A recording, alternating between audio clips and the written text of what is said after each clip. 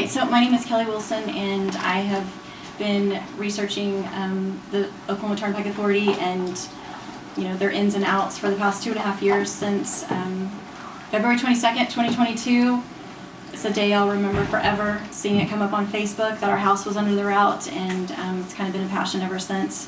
It was either bury my head in the sand or try to figure out how to deal with this, and the best way to deal with it, in my opinion, is to look back and see what other people's experiences have been with working with them.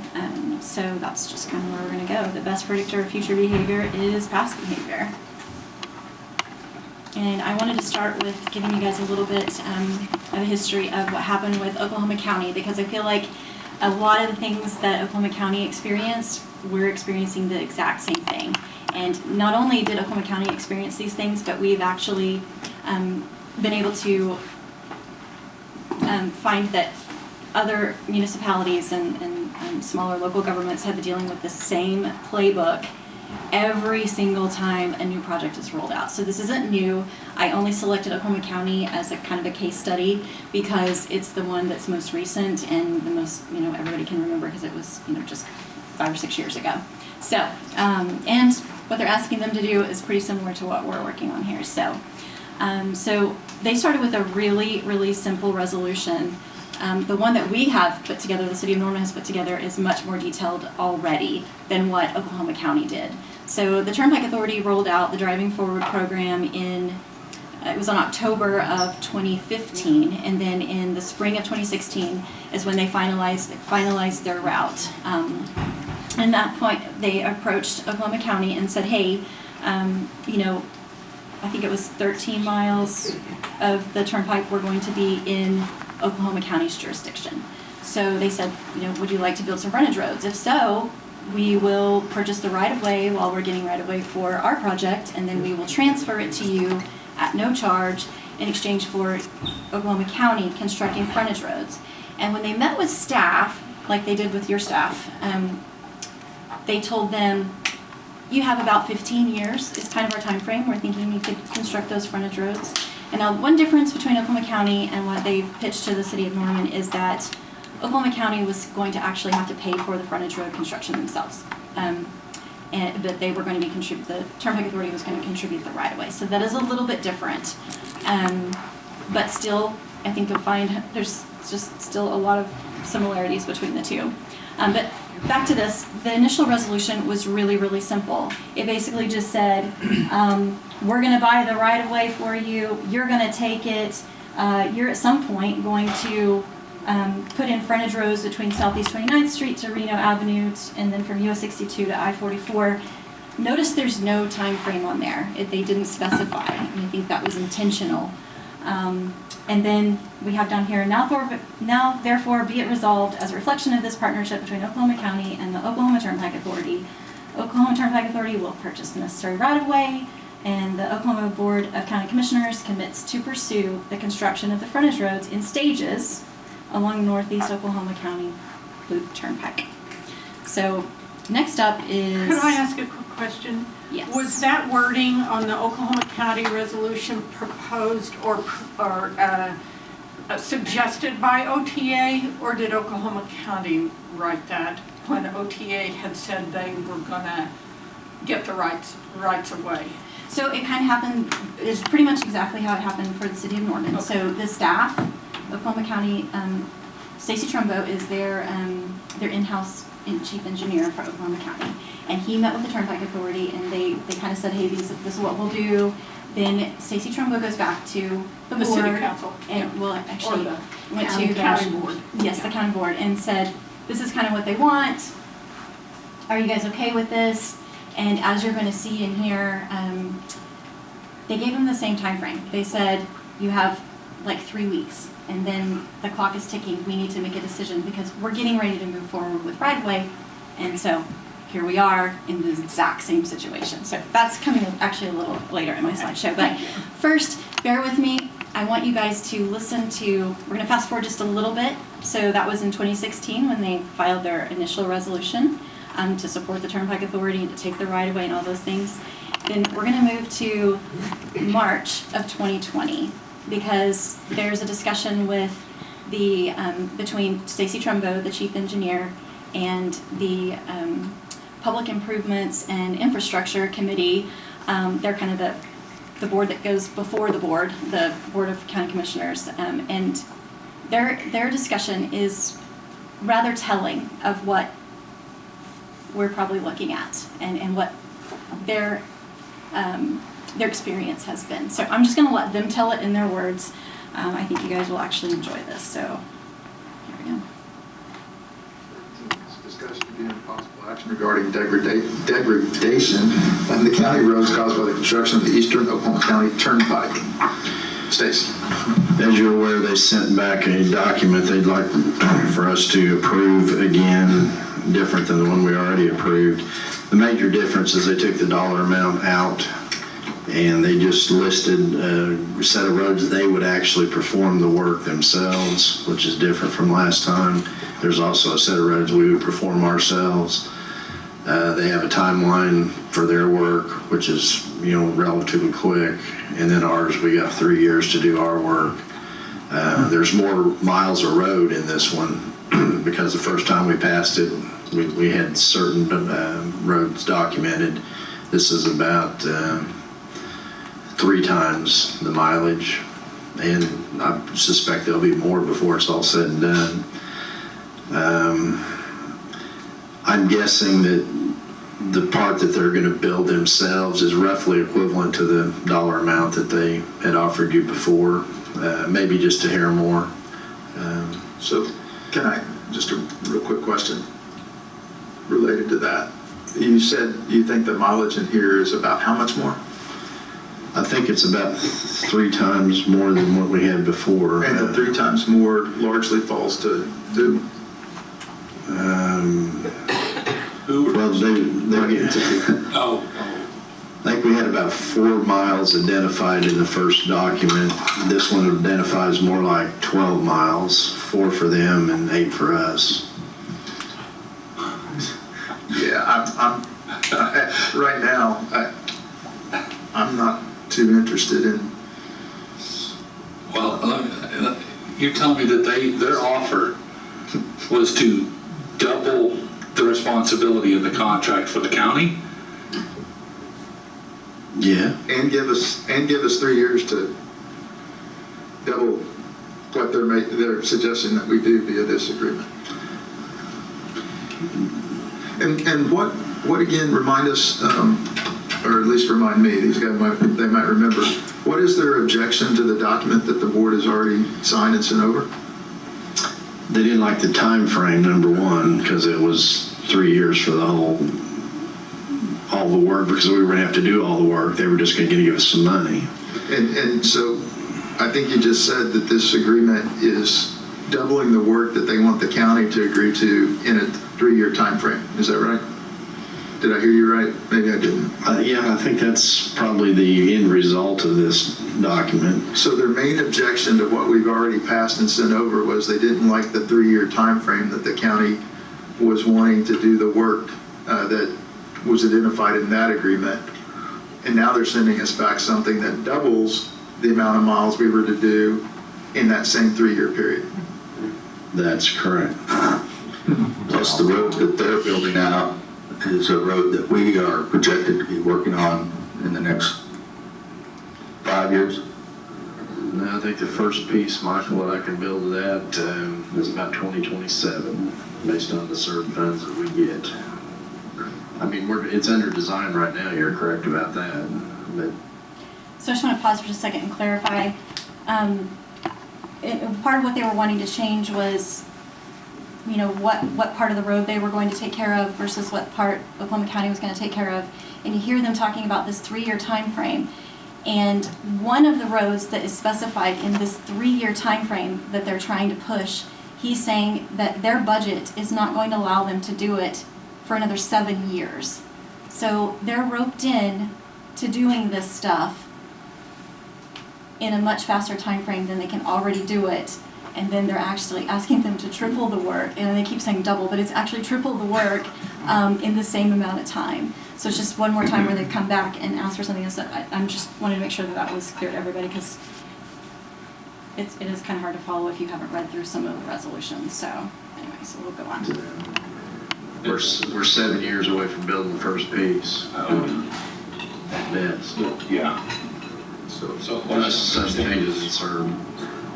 I mean, they don't like our timeline requirements. Well, you conveyed to them that we don't like the way that they've torn up the roads in Oklahoma County. Well, but they're very well aware of that. I think it's time that other people are made well aware of that, in my opinion. I mean, if they're not gonna move off of this, it may be time for the sledgehammer. Just my opinion. And again, this does not affect District 3, but it does affect Oklahoma County, and we do represent Oklahoma County as a whole. So, I mean, I would follow 1 and 2's lead on this, but I think, The weakness that we have is the statutes don't make them responsible. right. But the power that we have is the constituency. Yeah, that's the thing. Well, they don't want the constituency mad. at this point in time, I don't believe it's necessary to respond. I think a non-response is a response.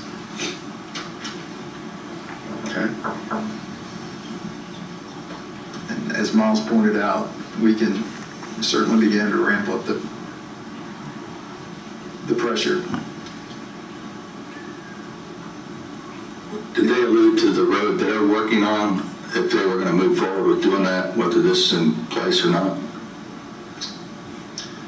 I don't think they're going to do anything on the county roads without an agreement. They're already doing some that they had to do in conjunction with their Turnpike project itself, and those are also outlined in here, that they're making us aware of what they've done for you.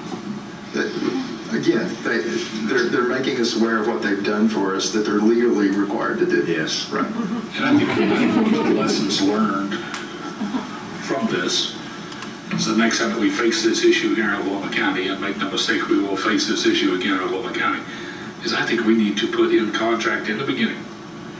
These are the roads that you will remain on. These are the only roads that you can use. And if we're able to do that, we should do something like that. Oh, I agree. Yeah, they didn't ask us this time. No. That was kind of a fast train that came. But I think in the future, I think something like that ought to be done. And again, I don't even know that we have the authority to do that dredging. The DA's office may tell me I'm nuts, but this is proven that they kind of got us over a barrel, and it's really not fair to the taxpayers. So, Agreed.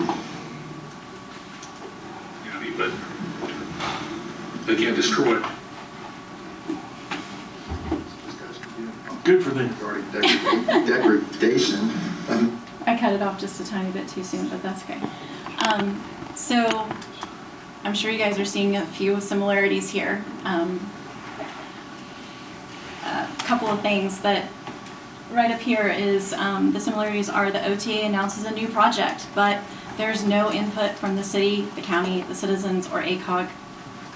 Then the OTA moves forward with their design plans. Still, no input from the city, the county, citizens, ACOG, etc. The OTA design plans reach almost 60%.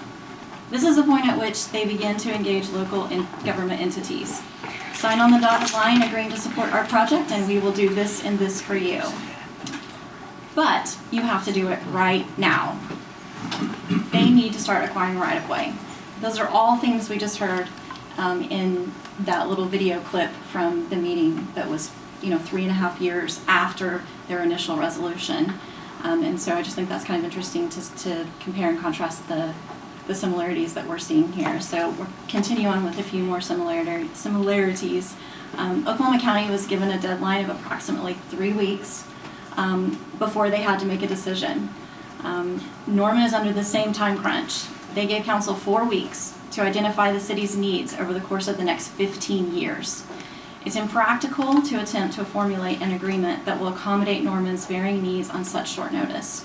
I mean, think about AIM Norman has been working on this very thing for what, 1.5 years, 2 years, at least a year that I know of.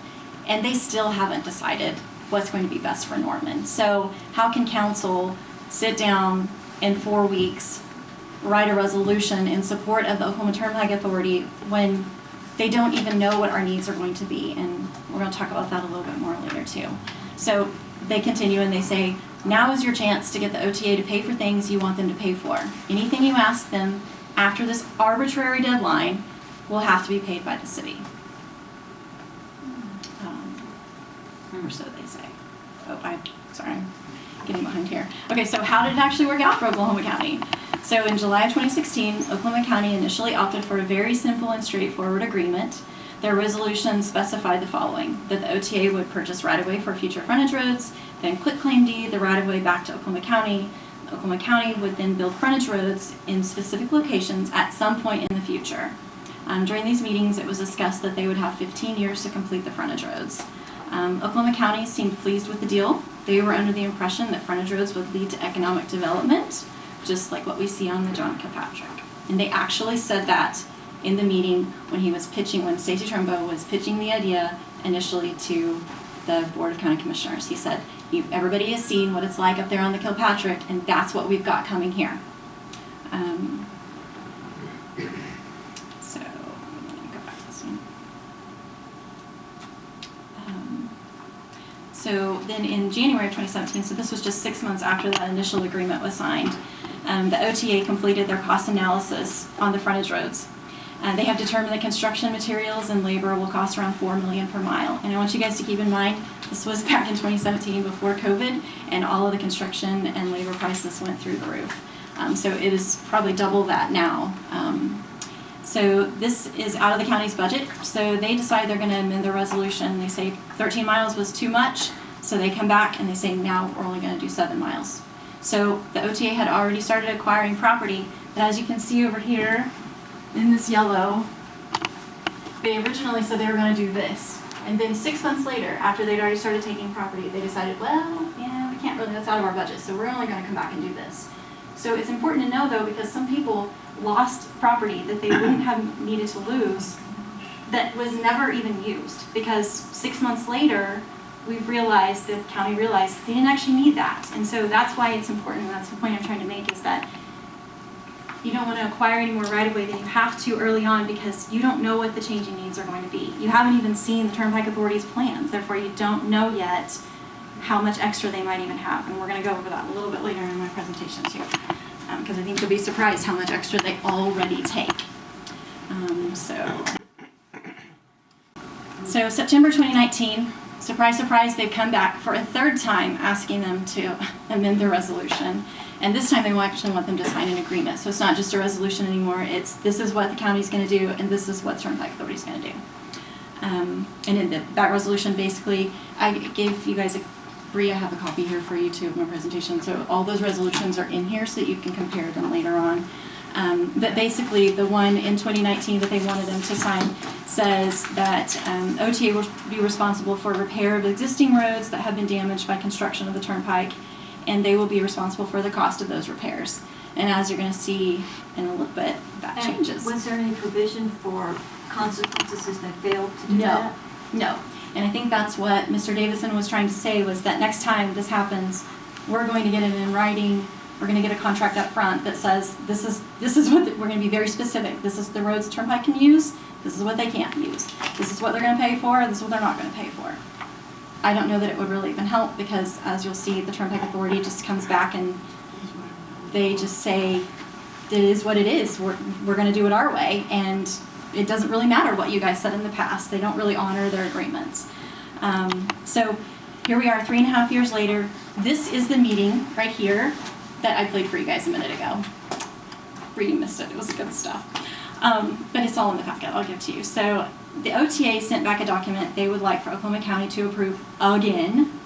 And the difference is this time they removed the dollar amount they would contribute to cost of repairs and replaced that with the OTA will do the work themselves on specific roads. Oklahoma County will do the work on specific roads. Oklahoma County must do their portion of the work within 3 years. Oklahoma County is now responsible for additional work. Previously it was 4 miles, and now it's 12. And in the same time period that they were already struggling to purchase, to make those repairs because they didn't have the money in the budget at the time to even start working on it for 7 years. So 3 years is obviously going to be a hard sell. So this is just a newspaper article that was put out in December of 2020 that just kind of goes over basically what I just explained.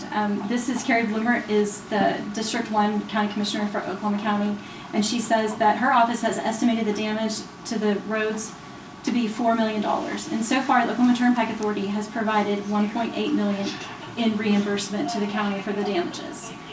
Bloomer explained that when the County Commissioner, Stacy Trumbo, looked at the assessment of damage to those roads, he estimated that the cost to repair would be over $4 million.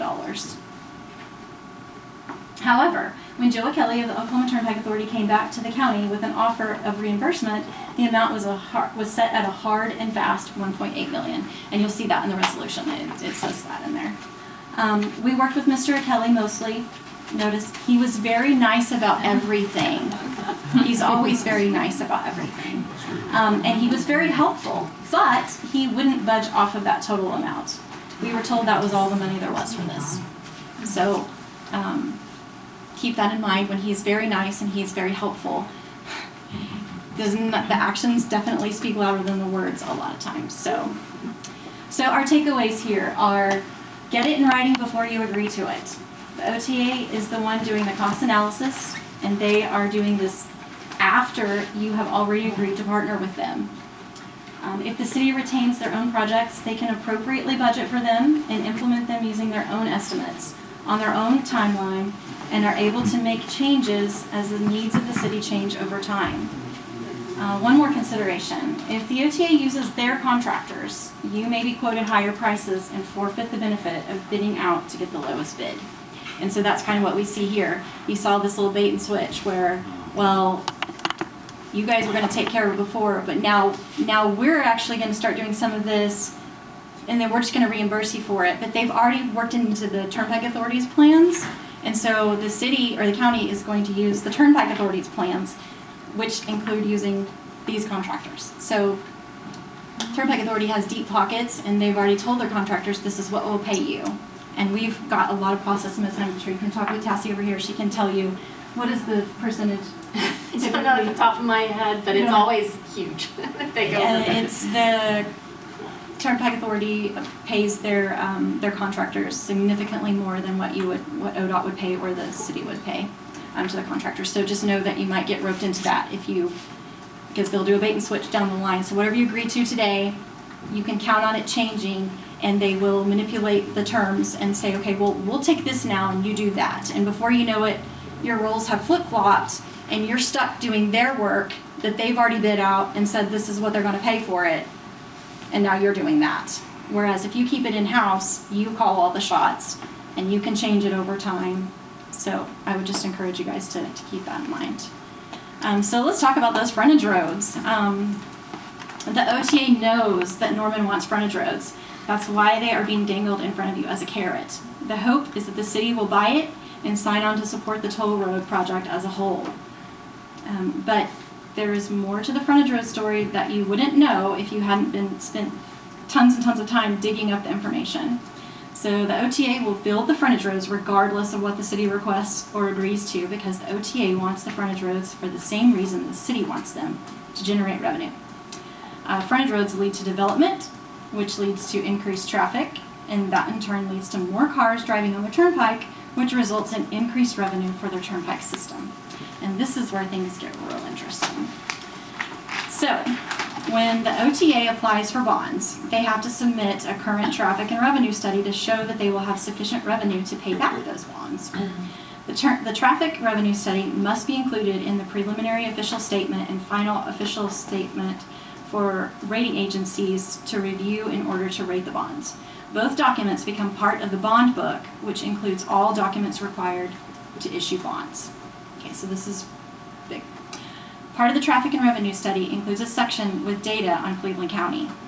And it's important to note that the traffic and revenue study is in that white binder right there, that big thick binder. You guys are welcome to flip through it and look more specific data in there. but this is actually the traffic and revenue study from the Driving Forward program. So it was completed back in 2016. And what I find interesting about this is that the data that they use, the socioeconomic data, includes the whole of Cleveland County, even though none of the Driving Forward program was in Cleveland County. Oh. So why do you think that is?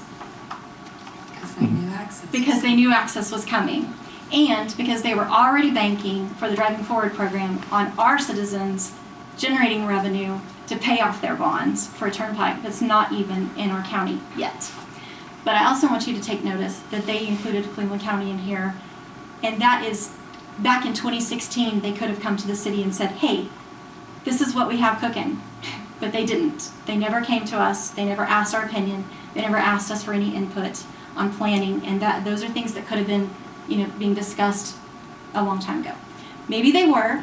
The old public works director isn't here anymore, so I guess maybe somebody's still in contact with him. We could ask him if maybe they came to them. But as far as I know, I have never heard that they ever came and approached the city back in 2016 or even before February 22nd. Of 2022. So anyway, Pockets of the city. maybe pockets. We can see in the draft resolution, there's a tell about what we know that Michael corrected as a matter of officialdom. Okay. But the draft resolution contains a tell that a discrepancy on dates that shows that there was these behind-the-scenes things going on with city staffs all over the place, and not being told to councils and not being told to the public about Access Oklahoma. But anyway, Yes.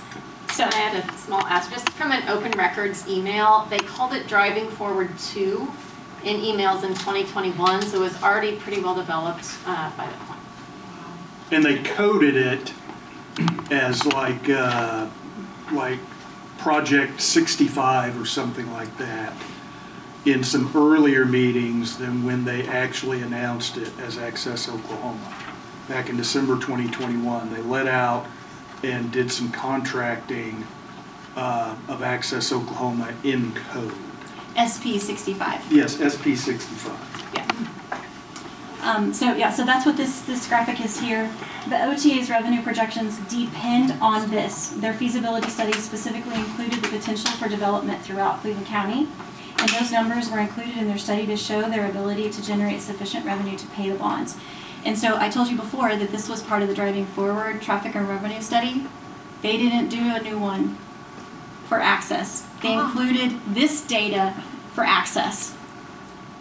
They did, they added a few more numbers, but they did not do the socioeconomic study for access. They used the one from the Driving Forward. So that's also how I know, or I would assume, one could believe, that this was aimed at what they were going to do with access even back in 2016. Cut and paste. Cut and paste. They literally, they even said it in the most current traffic and revenue study that they put for access, that they submitted in the bond application, that it was, that they didn't need to redo it, that it was current enough from the last one, and so that's what they used. So this is what's interesting. So remember all those little boxes over here on the previous graphic over here? You can see the little boxes. So those are about quarter sections, I think is what they end up calling these traffic analysis zones.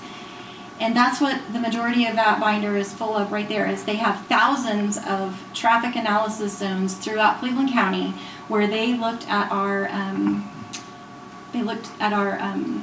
our land use development and who owned the properties and what it was going to be zoned in the future and how much potential development could go in each one of these traffic analysis zones. They'll refer to it as the TAZs.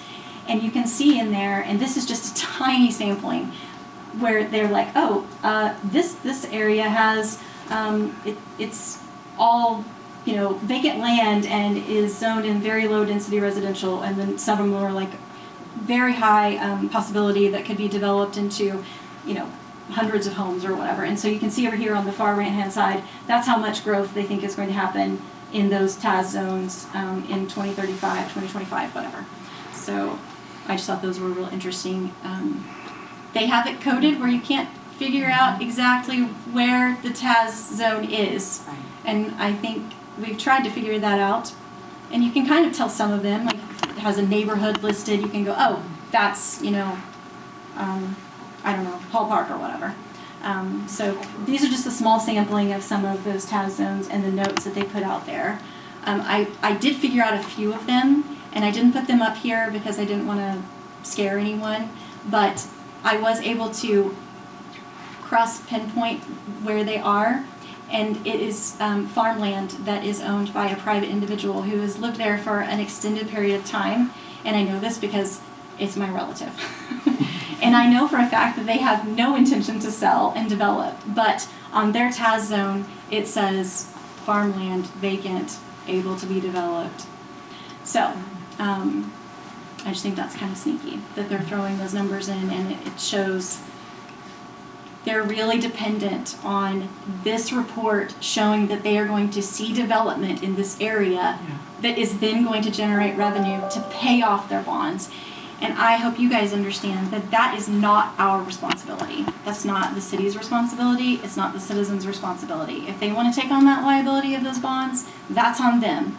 But they don't need to come to our city and try to get that money out of us. So anyway, I'll get off my little high horse here. But anyway, so back to where it all started. You know, they were just going to do this simple agreement where they were going to buy the right-of-way, and then Oklahoma County was at some point going to build these frontage roads, and then you can see that that changed over time, and we got rid of the first one. That isn't going to happen. We got rid of the second one, and now we're in the third one, and this is the only part that's remaining intact from that initial resolution, and it basically just says this is a reflection of this partnership between Oklahoma County and the Turnpike Authority. That's the only thing still standing there. So what I want you guys to take away from this is that whatever you put forward, know that this is what it's all about. It's this right here, the partnership. That's all they're after. They want the bullhorn that they can say, look, everybody in the state of Oklahoma, the city of Norman is behind us. We're working together on this. And they know that once you agree to work with them and partner with them, that they can start making whatever changes they want. And I hope that our council is strong enough to recognize what's going on and say, no, you're going to do it our way. If you're going to do it, you're going to do it our way. And we're going to protect our people. We're going to protect our environment. Yes, you have a question? Now, didn't they more recently come up and try to get Oklahoma County to do kind of a fluff, OTA is great, partnership with OTA, we're all on board for Yes, they did. Access Oklahoma resolution? Yes, they did. On June the 18th, I think is when it was, 2024, we actually went to the meeting, and you'll find this really, really ironic, but Mr. Davidson, the guy who said, I think we need to make sure that everybody now knows what these guys are up to, he's the one who actually brought forward this new resolution to support Access Oklahoma. He is drinking the Kool-Aid again, I think, because it was a different situation. He was thinking that they were going to do something with the access roads or put an on-off or an access point up Memorial on Road, Kilpatrick or something.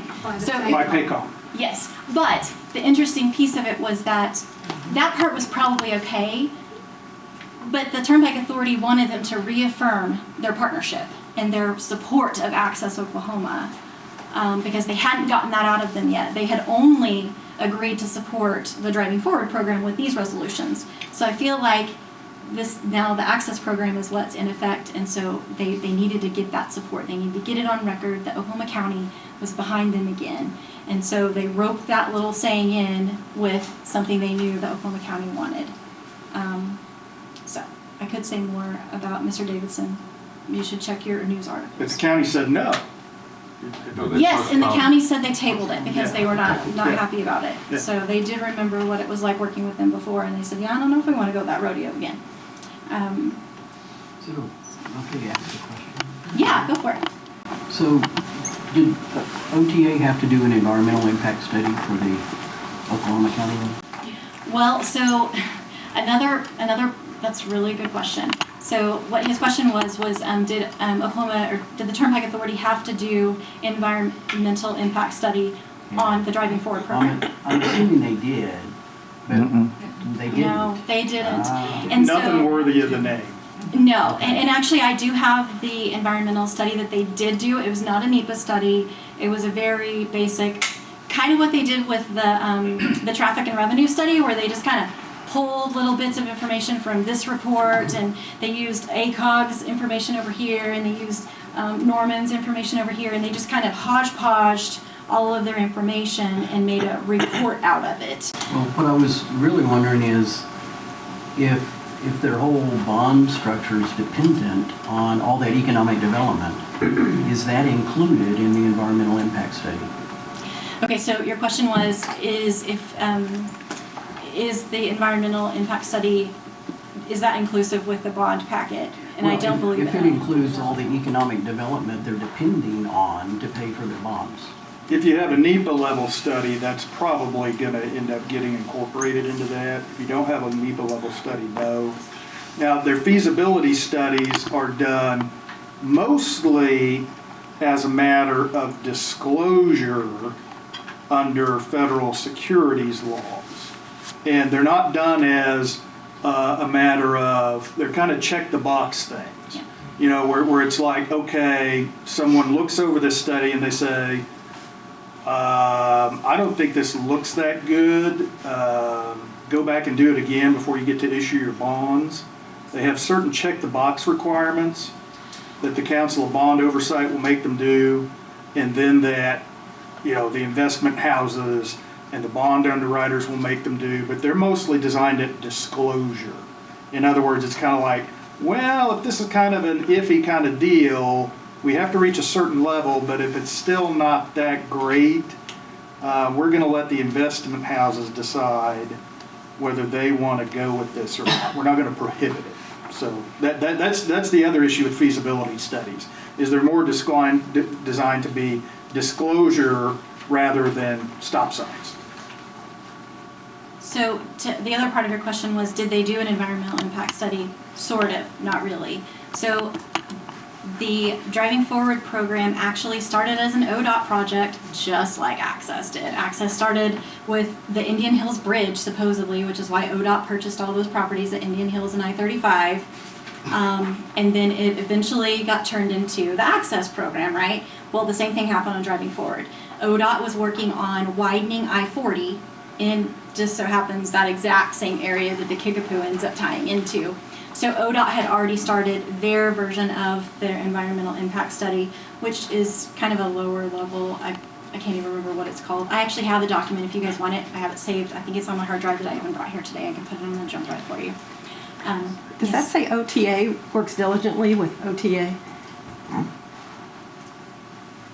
It probably Kinda does. Well, you could let Channel 4 know that. I just grabbed their screen grab Looks from like a there. quote. It's like their Proofreaders on the quote. local news are not as good as they used to. Oh, I thought that was an actual quote. So on to that though. So now we're going to switch just a little bit. And then one of the other things with the OTA is, Can we get that? Can I say one thing? yes, go right ahead. I called back in 22 when it was first announced to us, not, they already knew, but it was first announced to us. And we had the town hall meeting. I called and asked if they were going to do an environmental impact study, the same type of study that ODOT would be required to do if ODOT were building. I was told no, that OTA is not required to do that unless they're passing over or going through anything that is federally funded. Our wetland is not federally funded. So they are not required to do the same type of impact study as ODOT.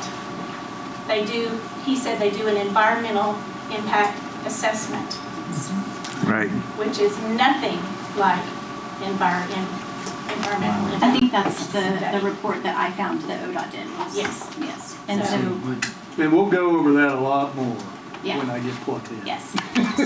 So I did want to talk a little bit about the environment mitigation, because that kind of ties in with some of the other things that I talked about at the council meeting the other night, as far as right-of-way is concerned. And also it goes into, you know, the OTA is going to, they always talk about how they do a really good job with flood mitigation, and sometimes we make it even better than it was before. And I actually heard that said again in the study session that was presented to you all back on, I guess it was July 31st, July 30th, July 31st.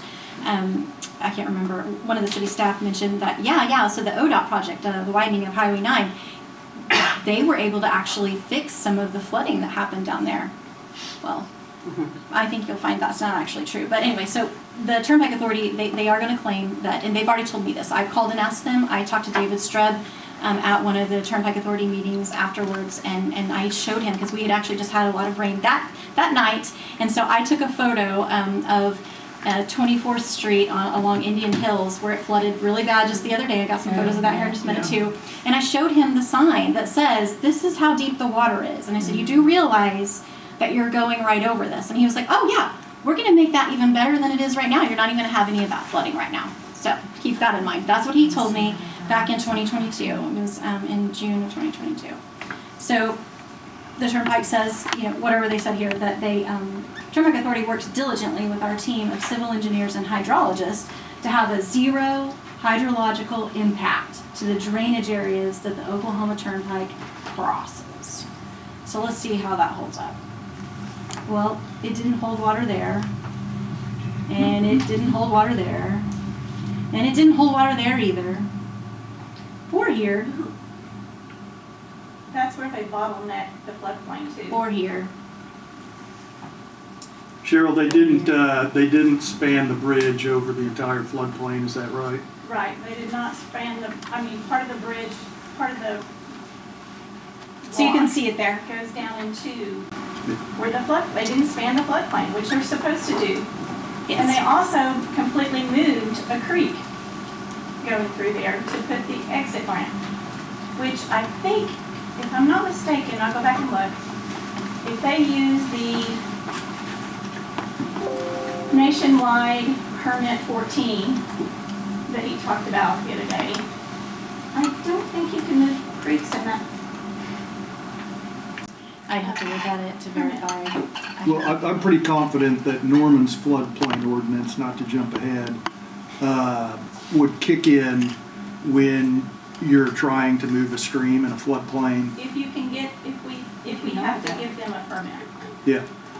Jinx had to sue for a permit, Yeah. and they still didn't get it.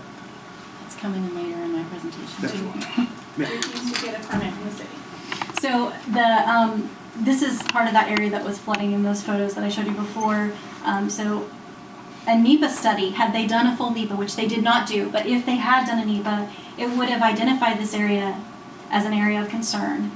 And through the NEPA process, they would have been guiding the engineers to design plans to properly address the flood management. That's why it is imperative that if you put any direction to the OTA of what the city is going to require them to do, I would say you need to push for a full NEPA so that they don't cut corners, because otherwise this is exactly what we're going to be looking at, and I'll show you why this is even scarier, because look at that FEMA flood map, and now look at ours. They did the same thing on the Kickapoo.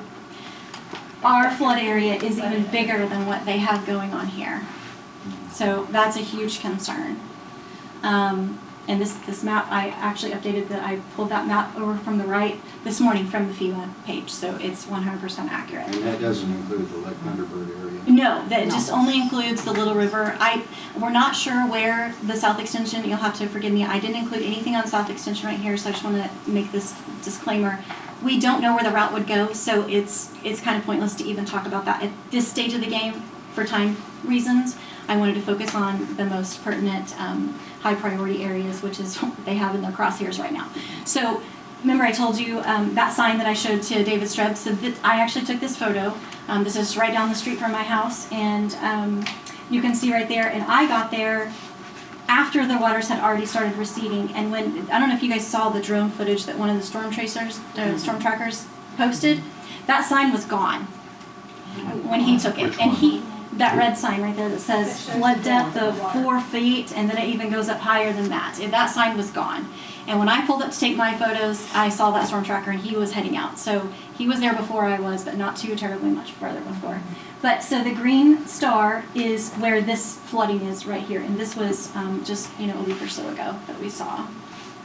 And that's a bigger, broader picture of that area. You can just see just how much devastation that's what we've got going on. And again, you can see that's where that is on this new 5-stack is going right there where that green star is. And if you were at study session 1.0, you would have heard staff saying that the OTA's plan is to span that entire floodplain. However, boy, we can really, there's a lot to unpack there. But what we can see from your presentation, from the research that you and Cheryl did, they did not actually execute that plan on the Kickapoo. And I think we can find they did not actually properly execute that plan on the third leg of the Kilpatrick. Right. And so something else that was mentioned in that study session, people were talking about, council members were expressing concern over how big the 5-stack was, and that just doesn't seem like Norman, and I agree with that 100%. And they said, well, picture it without the frontage roads. You know, we don't have to make those frontage roads go up over, you know, as part of that 5-stack. They can stay at grade level. Obviously they can't. I mean, that's probably not an option. When you've got that much more concrete running off, you're going to have even more flooding going on there. So anyway, so this is the one part of the south extension I did include because a lady sent this to me and I felt it was important to put in because there are going to be significant flooding areas. Remember when we talked about ODOT said that they fixed some of the flooding that after their widening project? Well, I think they did not, because the one over here on the left is her backyard the other day when we had all the flooding, and the one on the right is her backyard, what it's supposed to look like. This is in Cinnamon Run, which is between 72nd and Cedar Lane, just south there of Highway 9. And this is the entrance to their neighborhood. Oh, wow. I don't think that's better than it was before the widening. I don't think that fixed it. Okay. One year they even had to have rescue come out and rescue people from 72nd and Cedar Lane. And I know we don't get those floods very often, but they do actually happen more than you would think, because since I lived there next to 24th Avenue that was in that first photo, we're actually on Broadway in Indian Hills, and there have been many, many times since we have lived in this house for the past 12 years where we're basically on an island and there's no way to get out. Almost no, we have to go north to get out. And even that's becoming a problem because straight up Sunny Lane was actually flooded out and that intersection was closed. And I have a photo of it, but I didn't put it in the slideshow. But anyway, so that's a problem. So now we're going to move on to right-of-way concerns, considerations. So the Turnpike Authority, I think, has probably approached you guys and said, hey, you know, we'll purchase this extra right-of-way for your stormwater mitigation and your multimodal path. And so I noticed that some people didn't realize that that was actually going to take more right-of-way for them to construct this. So I just kind of want to give you an example of how much right-of-way we're talking. So here, this is actually on the John Kilpatrick and the Southwest John Kilpatrick. So part of the Driving Forward program, but over in Mustang and like far western side of Oklahoma County and parts of Canadian County. So you can see there, this is what their flood mitigation, and it wasn't sufficient. This is that church that's right there on the corner, and they have lots of problems. They actually asked the Turnpike Authority, I think they even started a lawsuit, I'm not sure if it's still ongoing or not, but this church here sees this significant flooding because this is their area. So what you're looking at right here is right here in yellow. And so I pulled this map up in Mustang Basin Creek. It's Mustang Basin Creek. And so I just mapped it to see how long that is. That's 268 feet. This from this line right here to the Turnpike actual road. Mind you, there's not even service roads there, so their path is going to be even wider when we're talking here. So you're going to add the service roads on in addition to that. So if we're looking at, I know the city of Norman was talking about these this filtration system to handle, you know, toxic runoff that comes off the Turnpike, and so they were talking about, you know, this system of wetlands, like man-made wetlands or whatever. So that's kind of what that is. It'll be a detention pond, wetland thing, and then there'll be multimodal paths running through it. So I think you can see there, that's an extra 268 feet. That's quite a bit of extra property. And then I don't know if you guys remember my map from the other night, but just to give you an idea, I only went out 150 feet from the current right-of-way. So we would actually need to double what I included there, because we know for a fact that 268 feet is not even going to be enough, because that doesn't include, that wasn't sufficient And it doesn't include a multimodal path. So it's gonna be even more than that. You're probably looking at a minimum of 300 feet, in my estimation, based on actual data that I have found online through Google Maps of what they have done before. So you could probably add in a few more green boxes over here on the right, and that's just in Ward 8. That is, so just to give you an idea, that 24th Avenue this is Indian Hills up here at the top, by the way, and 24th Avenue is just right there. So they're real close to where all that flooding is too. Is but 36 on there? No. just 36, okay. I don't think so. And then I also went ahead and did one for Ward 6, so you can see that's going to take at least 3 more homes. The green boxes, by the way, are actual homes. The structure itself is within 150 feet of the Turnpike Authority's current right-of-way plan. So if we take even 150 extra feet, these people are going to lose their home for a multimodal path or mitigation or whatever. I say ditch the multimodal path along the turnpike. I'm getting to that, but we'll talk about that in a minute. So, Kickapoo Turnpike right of way. So another thing I wanted to draw your attention to is that they are going to tell you, because this is what they told Oklahoma County, is that we need you to make a decision right now, because if we're going to have to take extra right of way, we should do it now and save you guys the time, the energy. You're going to be able to get your stuff done faster because we can do it all in one fell swoop. And that is true. I will give them that. That is true.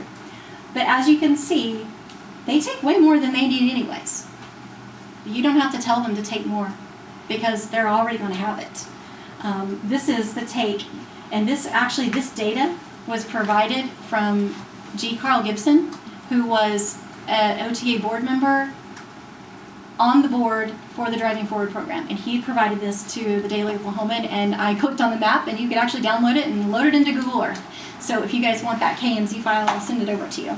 But anyway, it has, if you click on them on Google Maps, it will tell you how much those people were paid, what they paid, what they got for moving expenses, what they got in damages, all that good stuff. Whether it was settled out of court, whether it was not, all that stuff. And I have all that data for you as well in a spreadsheet if you need it.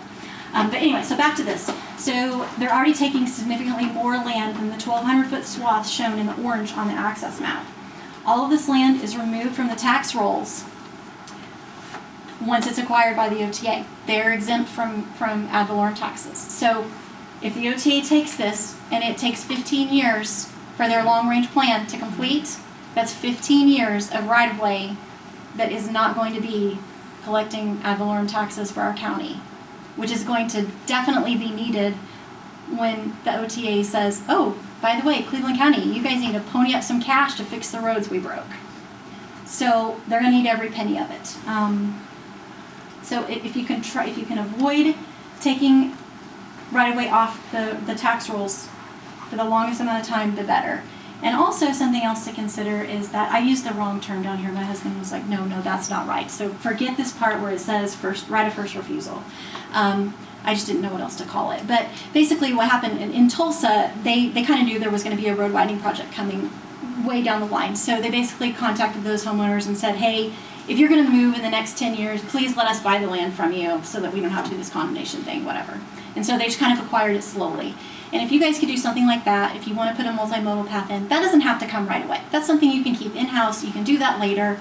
And if the city even wants it later, they may not. So all the more reason you probably wouldn't want to buy the right of way now and kick someone out of their house when you don't even know for sure you're going to want it. Because after you actually see the Turnpike's actual plans, your opinion might change.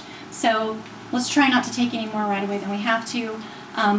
I think what you saw over here on in the Ward 8, that's the Blue Lakes edition. A lot of those residents are elderly, and it'd be really hard for them to move. We talked about this the other night. The Turnpike Authority don't use the Uniform Relocation Assistance Program, so nobody's going to physically move them. They're going to have to pay for all that themselves. They're going to have to do it themselves. But a lot of these people, let's say it takes 10 years to get to the multimodal path. They may have already moved by then. And families have to, move to Tulsa or wherever they go. So if we could just hold off on that for the multimodal and for the stormwater mitigation, extra filtration system, that kind of stuff, I think it would be worth you guys considering, holding off on that and trying to keep it in-house and see if it's even needed. And if so, what exactly are the needs? That'll be really hard to tell what those needs are until the Turnpike Authority plan is is completely finished, and it might even change once it's built. So anyway, so we're moving on from there. That is basically what we're looking at more. So I was telling you that that's more like what they're actually going to have to take to include those stormwater. In the green box? More like in the green box. That's a wider swath that we're probably more looking at. And something else to notice, the Turnpike Authority says that the orange area is already whittled down to, or it's a wider area, that it's 1,200 feet. They're only going to need 600. That's true. They're probably only going to need 600 feet. The east-west connector is already whittled down. That orange area is 600 feet. You can measure it in Google Earth. It's already 600 feet. So that's not whittling down anything from there. Yes? What is the dip down there? So the dip down, I believe they've already said they're not going to do that. It's just going to go straight across. And I don't know, they actually told the city of Norman, so the mayor met with the Turnpike Authority up at Turnpike Authority headquarters back in September of 2022. And the MKEC guy that is designing this area right here, which is 28005, he said, we've got rid of the dip, it's not there. But notice they still haven't updated the map. So they know that it's going to be different, but they haven't bothered to tell anybody, which I think that would make a big difference for my little neighbor over here. His house Why was it? might be there to actually begin saved. with? I mean, what was its purpose? Probably because Broadway is a diagonal, and so they probably just wanted to square up on that exit ramp. So it's not. So anyway, I can't speak for them on that, but I do know what I heard at that meeting, and he said that the dip is gone, so we'll go with that. So anyway, so the conclusions here. Any resolution put forth by the City of Norman, in my opinion, should be focused on protective measures, and that would include insisting on a full NEPA. They do not have to do a NEPA, but that doesn't mean they can't. It just means they don't. They're not required. But that could be a condition the City of Norman says is if you're going to come through here with your turnpike plans, you're going to have to do a NEPA. Also, insist the OTA follow the Uniform Relocation Act. Can you save the homes? Nope, probably not. Turnpike Authority is going to do what they're going to do. Can you make it easier on our citizens? Yep, you sure can. You can tell them, okay, you can take our people's property to do your project, but you're going to do this, and you're going to make it right by them so that they will be made whole. And this project, following the Uniform Relocation Act, will afford them a lot of benefits. Like I said before, that would include someone driving these people around to look for new homes. The relocation agent will, they do all kinds of things. They will hire the mover. So the resident doesn't have to call around to 20 different moving companies and say which one's the cheapest, which one can I afford. The right-of-way real assistance agent will take care of all that, and they'll pay for it. So the resident never even has to try to figure out how they're going to pay for it or budget that. Whereas the Turnpike Authority just gives them one check, and that one check, and I can send you the documents on this that were provided by G. Carl. Thank you, Mr. Carl. So, Mr. Gibson, I guess it is. But they give you one check, and you get that in the condemnation process, and you got like 30 days to move out of your house. So I want you guys to think about this in a real life consideration in that. So when the court says, okay, here's the money, Turnpike Authority deposits it with the court clerk. Now the people can pull it out, but within, 30 days, I think, of when it's deposited, they take control of the property. You can negotiate that, but you better have a lawyer. And if you're going to go, if you're really going to go materially beyond that, the whole point of this is that in eminent domain proceedings, the general thing is that the condemning authority gets the right to do its project once it deposits the money into court. Mm-hmm. You still get to get more money if you want, but unless you're contesting the fact of the taking and you receive other relief from the court to stop them, yes. And so think about how realistically that is to, let's say you've already been pre-approved for a loan. Let's say you already know what house you're going to buy. Then you get this notice from the court that you've got 30 days to vacate. You can't close in 30 days. And the Turnpike Authority is not going to pay. We've seen this. I've read through way too many of those the court cases that I presented you guys the other night in your little binder. I've read all of those documents. So they were not treated very nicely. But anyway, so they will not reimburse for moving costs or for storing your belongings while you look for a new place to live.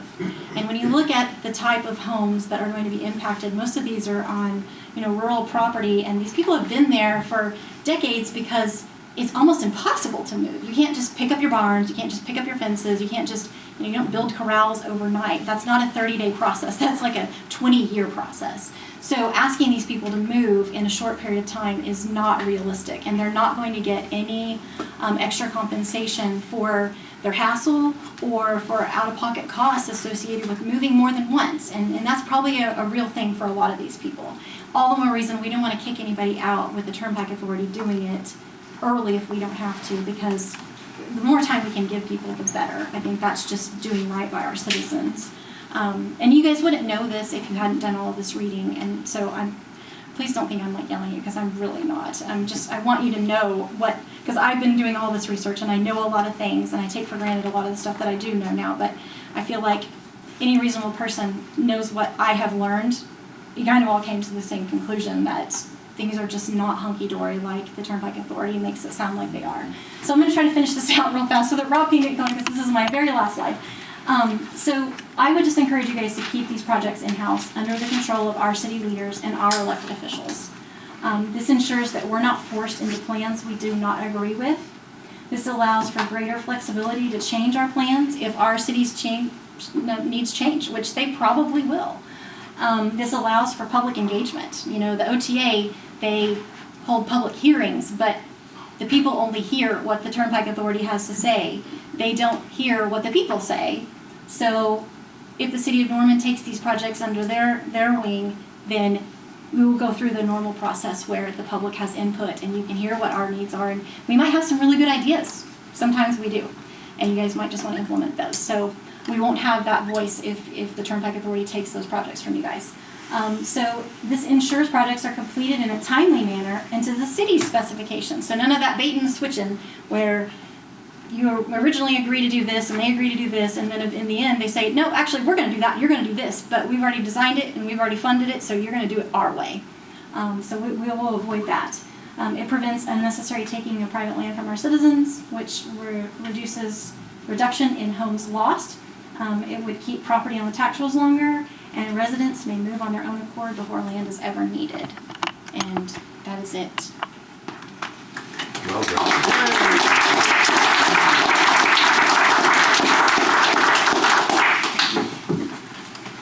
Let's take a stretch and I'm going to hook up.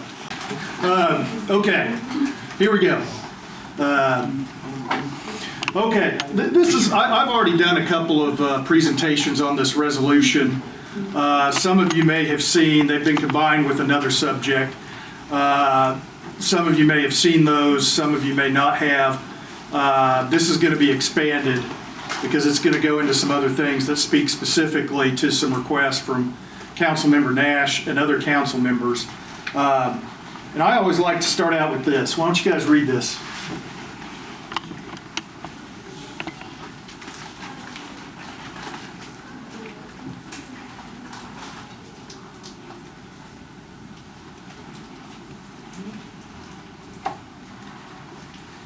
Sure would be cool if we had candidates and office holders that Can't read that fast, wrong. thought that way and talked that way.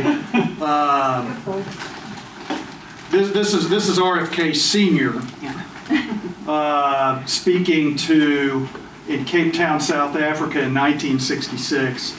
And I would recommend, if you're in for shock therapy about how far down we've gone in politics, in thought, in ability to think our way through problems, and ability to understand our way to think through problems, spend some time on YouTube looking up RFK Seniors, JFK's, even Richard Nixon for that matter, like appearances on Meet the Press and things like that in the 60s. And boy, it'll be a shocker compared to the level of discourse you get today. How well these people knew not only what to say in the way of soaring rhetoric, but how well they knew policy and how well they could handle policy, and how we don't do as well today. What's this a picture of? There you go. This crowd, I don't have to put on a guess about that. Now, here's the cool thing. This is pretty strategic. This is the west bank, a point of the west bank of Thunderbird, looking east toward the sunset, looking west toward the sunset, of course. It's the east bank of Lake Thunderbird, looking west. Now,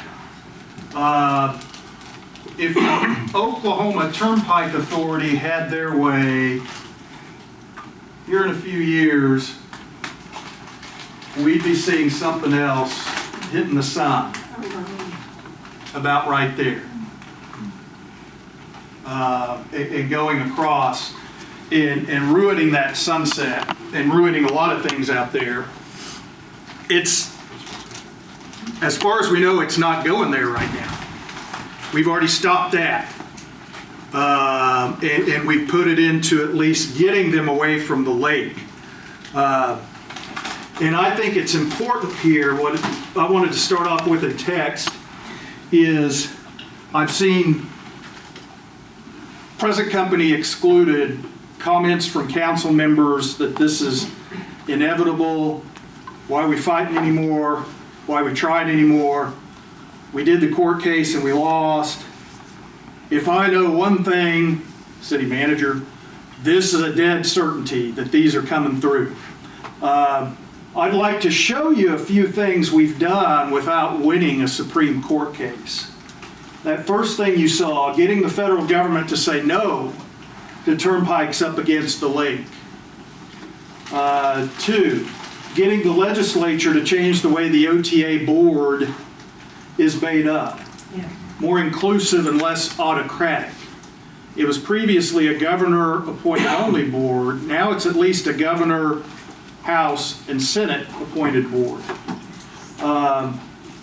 Getting the legislature to start reforming OTA eminent domain. And this is a task. It's chipping away. And again, we don't have like the automatic magic bullet to get the legislature to go along with us, but we don't quit because of that. Introducing and advocating for a continuing package of reforms of the OTA and the transportation system. We have comprehensive reform bills that don't say yet that you can't build turnpikes or abolish the OTA or anything, but it makes the OTA perform a little more like ODOT, or a little more like the city of Norman, or a little more like most governments have to do, at least being accountable to the public. Also, getting the Attorney General to order a full investigative audit of the OTA. Now, one of the cool things is beyond just legal teams and people who can talk and say we hate turnpikes, we've got great researchers, we've got great experts in all walks of life who find these things out. We have, is Cheryl here right now? She's in the other room. Okay.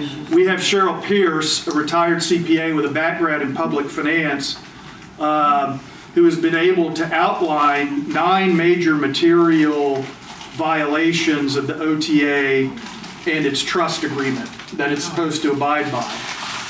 And by having a relationship and meeting with an attorney general who is actually concerned about following the rule of law for a change, he didn't just say, I hate the OTA, I'm doing an audit. We had to work on it. I mean, this is what you do. We didn't have an automatic thing that said, oh, if Pykoff walks up to the Attorney General has to order an audit. No, we had to work on that. But he did. He ordered a full investigative audit of the OTA. It's in process. They won't comment on investigations. They won't tell us when it's going to be done. We'll just know when we know. And I can tell you, though, usually an audit is ordered when there has been evidence of at least bad financial practices. And I haven't seen Cindy Bird or any of the state auditor investigators folks do a major audit and not find problems. Now, whether they're criminal problems, indictable problems, we don't know. But that is one thing that is hanging over the head of any council member or any governing body who is going to do any kind of so-called partnership resolution with the OTA.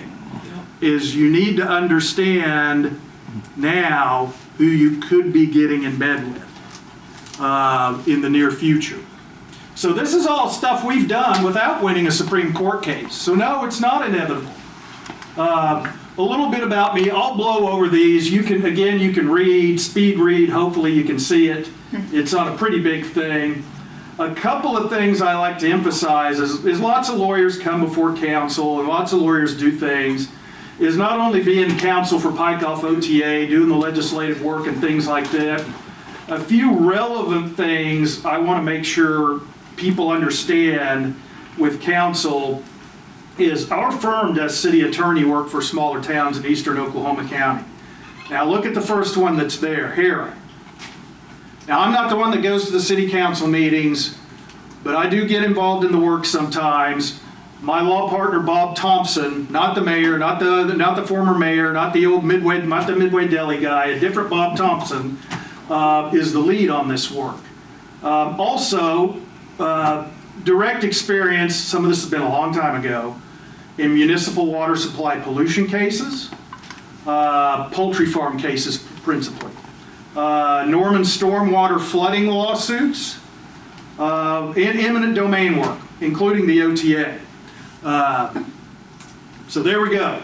Now this is not a secret that staff shows council. This is something you can go on the Access Oklahoma website and find. It's updated periodically. You can see active design is yellow, nothing under construction, nothing completed, and blue, of course, is future. You could also put in limbo.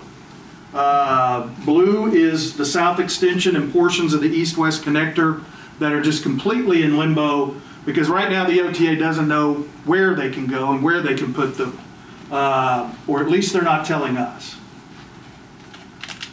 Here's some more looking. Access Oklahoma, the east-west connector. This is the big one. And this is going to be relevant to some things I'm going to say later. This is the ball game. Really, this being able to complete this route is probably existential to the OTA. It is, since a certain point in some legislative proceedings, when they changed it to make it look exactly like this, it is the ball game for them. It is Kilpatrick 2.0. You can fold over a map of Kilpatrick 1.0, and it almost looks like that you folded it over and done that. They are counting on a high traffic, high volume, high economic development route, hopefully all along its line, regardless of what we think as a city of Norman. And this is their gamble. This is their risk right here. This is where it comes down to, is the east-west connector. And we can't, a lot of the fame comes with the south extension because of its entire proximity to the lake. But let's not ever forget that. There's the south extension. Now to show you what the OTA will do that usually a government agency won't do, a couple of years ago when we were and the legislature was about in a position to put a little bit of a hammer, a little bit of a lock on the OTA and subject them to some of this due diligence and some of this justifying what they were doing to the legislature only included the south extension at first. And we were like, guys, hello, you better put both these routes in. If you don't, and of course at first they didn't. And as soon as the Legislative Reform Act passed the House with only the south extension in it, they changed and manipulated the south extension to shrink it and put the House and the Senate in a position where they couldn't regulate or exercise oversight on the OTA as much as the House wanted to. And then they continued to all the way to the finish line fight the bill, which had veto-proof majorities in both houses. They pulled a parliamentary trick at the end in House conference and killed it. And they've had little tricksters in the legislature who've been trying to kill us ever since. Usually just like one person on the chair of the Transportation Committee will block our bills. This is a very important thing to look at. This is a map that comes from the Bureau of Reclamation that is a part of the Bureau of Reclamation study and evaluation where they denied the OTA the right to put the south extension through here. What you're looking at is the lake, obviously. Whatever is in black is federally owned land, public land. And the OTA, the federal government had absolute veto power, pretty much, over their own land. You can't eminent domain the feds. And they said no to this. And of course, that means if you got to go all the way around here, you can't sneak back in here and come around with a high-speed highway. So this is why you see south extension and this whole point of the east-west connector in blue is this is where they originally wanted to come and the federal government said no. Now what's going to be on the board in the next few years? It's a ways away, but look at all these little rectangle-y things.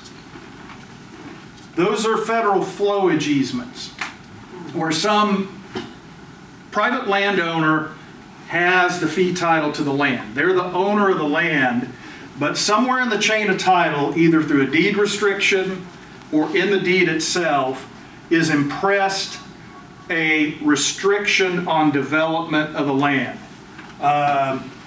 This fella up here, these people up here in Hog Creek, if you ever drive by this, you'll notice that this is pretty much just kind of vacant land. It's just kind of flattish ranch land. There's no houses on it, there's no structures, there's no anything, and there's not supposed to be. The idea is the federal government says you have to, in that deed restriction says you have to have our permission to develop and alter the topography of the land.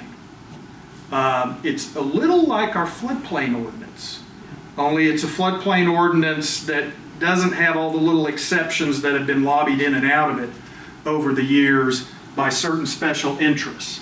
So, and literally there's some case law, there's so many man-made lakes in Oklahoma, there's a little bit of case law in federal court in Eastern District where generally what will happen is someone will try to put a trailer or build up their land or something like that, and they'll just do it. They're not looking at their deed every day of their life, they'll just do it. And then some Fed will drive by and they'll say, what? They can't do that. And so they'll go to court. And they can prohibit them from, trailering, building up the land and things like that. And, to boil it down, it's going to be a sophisticated fight we're going to have to fight here. It's different than the federal lands. But to boil it down, it kind of starts and ends with, well, if Joe Bob can't build a trailer and mound up his land there to do it, why can you put a turnpike in over that land? That's kind of going to have the opening statement and maybe the closing argument, and in between is going to be the fight. So that's there. And a lot of this, Norman kind of does a reverse Idaho in case you've never noticed. A lot of this stuff is north of Indian Hills, but it's in Norman city limits. So Norman's floodplain ordinance, and a lot of this is in floodplain. You can imagine, look, they're preparing for the lake to go up there if it needs to. And a lot of that's in floodplain. So Norman's floodplain ordinance will come into play there.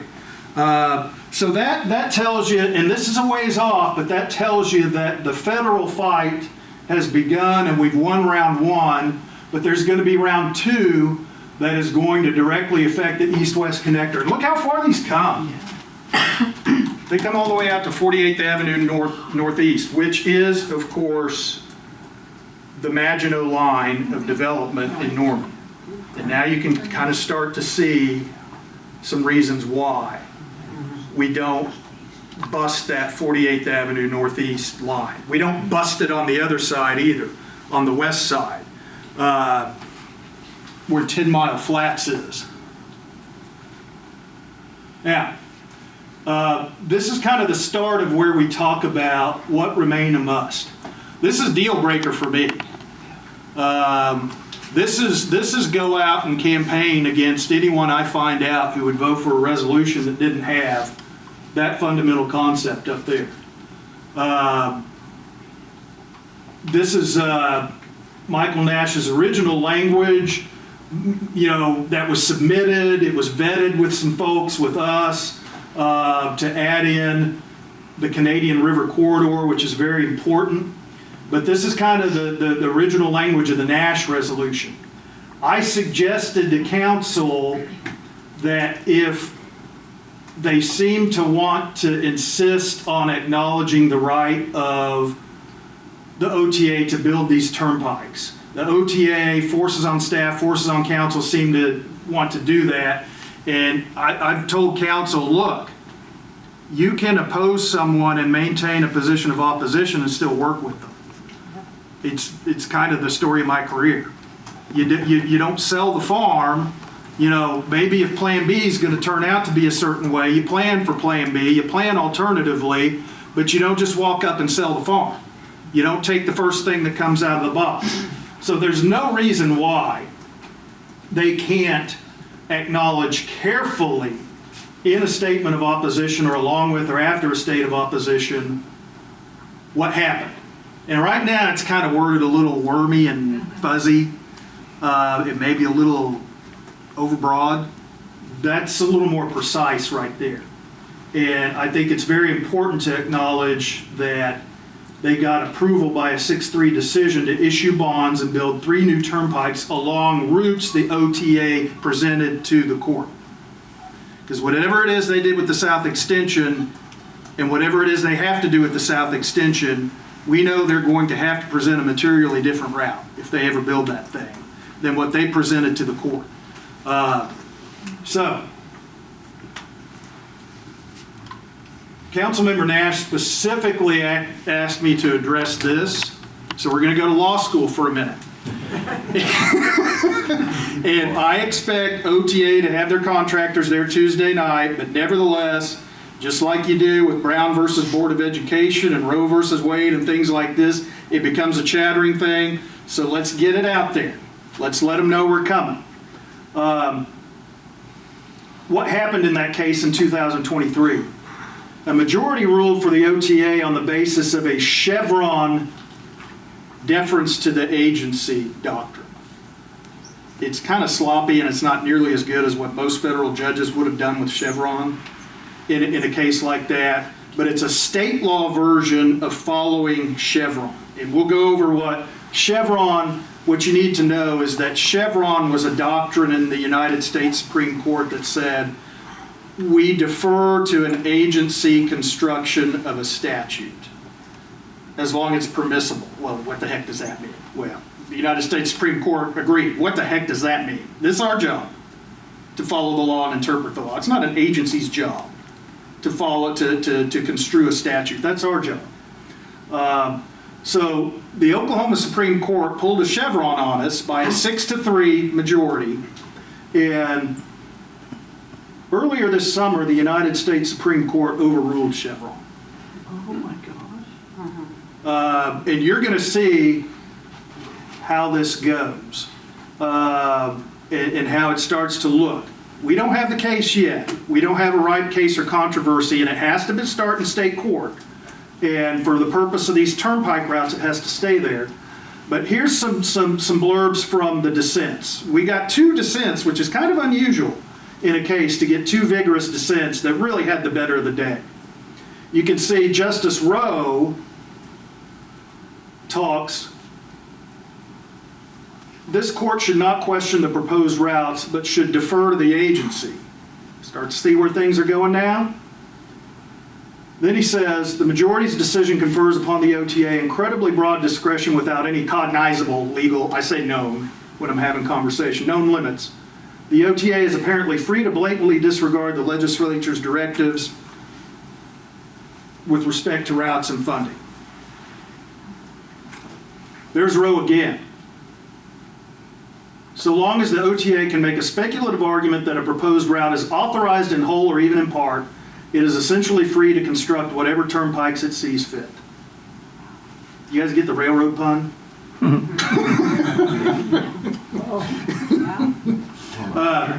That's kind of a pun on several levels. Now here, another justice, Q. These are smart justices here. They're fairly recent appointees. They're state appointees, but they come through the Judicial Nominating Commission. They're vetted through that way. And don't let anybody tell you we don't need that anymore. Look what she says. The OTA has simply ignored the statute. This isn't an interpretation of the statute, it's a rejection of it. Now, here we go again, deference.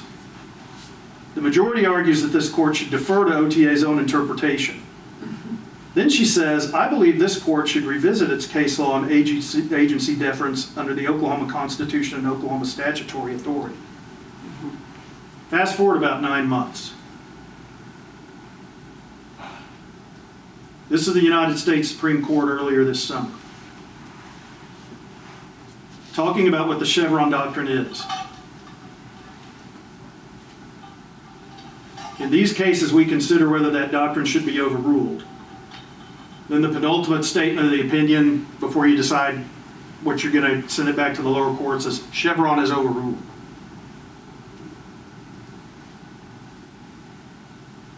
Look at some of the things that Chief Justice John Roberts authored the opinion. Chevron allows agencies to change course even when Congress has given them no power to do so. In the case of a turnpike, the one guardrail that it really exists on the OTA, the one guardrail of substance, is the legislature has to authorize the route. And they're supposed to be bound by a legislative authorization of the route and a legislative description of the route. And in more recent years, starting with the 80s and coming forward to today, whenever they've authorized the route, they've been pretty specific. They didn't used to be. They just told them to put the turner between Oklahoma City and Tulsa and relied on them to get it done. But with the two authorizations that they were relying on to do these turnpikes, there's specific authorizations. Justice Roberts said abdication in favor of the agency is least appropriate when the statutory question is about the agency's own power. In other words, if the agency has a vested interest in construing the statute one way, or special interests do, that's when we should have our guard up. Chevron was a judicial invention that required judges to disregard their statutory duties. Now, look at this one. I'm going to make sure Councilmember Holman gets a look at this, because he really made a point at this at study session 1.0. Chevron fosters unwarranted instability in the law, leaving those attempted to plan around agency action in an eternal fog of uncertainty. Nope. Are we starting to see where that kind of applies to what we're dealing with here? Look. Really, the OTA could put, according to the majority of the Supreme Court, the OTA could decide, hey, the South Extension gets to go through the Route 77 route, and it gets to go right through Core Norman, if they wanted to. There's nothing legally to stop them from doing that, except I think if they did that, the legislature would finally wake up. But here's a space, this is purposely colored in, between their active design between 24th and 36th and the lake. It includes things up here, some of this is now we're talking other cities here. They've got to, if they're going to build a South Extension, they've got to figure out somewhere, and by God, they're bent on doing it on this side of the lake. They've got to figure out someplace in here to do that. And that's going to affect what they do here. And that could have them all up and down here, and that could have them all over here. And that's thousands upon thousands of people, and that's thousands upon thousands of property owners who don't know if they're in the crosshairs or not right now. There's another picture of it that gives you a little better picture of the lake. By the way, the lake extends out a little further. That's an old map. The lake actually, the water actually comes out a little further than that in some fingers. Pink eternal fog. Eternal fog. So, at some point we're coming, and I'm not going to let. We don't have the ripe case or controversy yet. Inevitably, if they continue to attempt to build these turnpikes, the ripe case or controversy arises, and some things do have to change. I'm not of any mind that we could go to the same 9 justices and get a materially different result. But pretty soon we're going to have a different governor, And there are some pretty good guesses of who that should be. The legislature is going to change. The governor is going to be making new appointments to the court. And if you look at the history, we don't have a whole lot of time on the beginning of this east-west connector to get all those things done. And think about why the OTA is demanding compliance now. Yeah. They're out in Newcastle coming off some of their lowball offers in voluntary acquisitions, and they're starting to come up. And there's a lot of tells and there's a lot of signs that they realize they're in something of a race against time. And at some point, we're going to have a couple of new justices, we're going to have a new governor, we're going to have new ideas in the legislature, we're going to have different transportation committee chairs next year. And we've got to get those changes done, but we certainly have time to do it with the South Extension. South Extension isn't coming for years and years and years.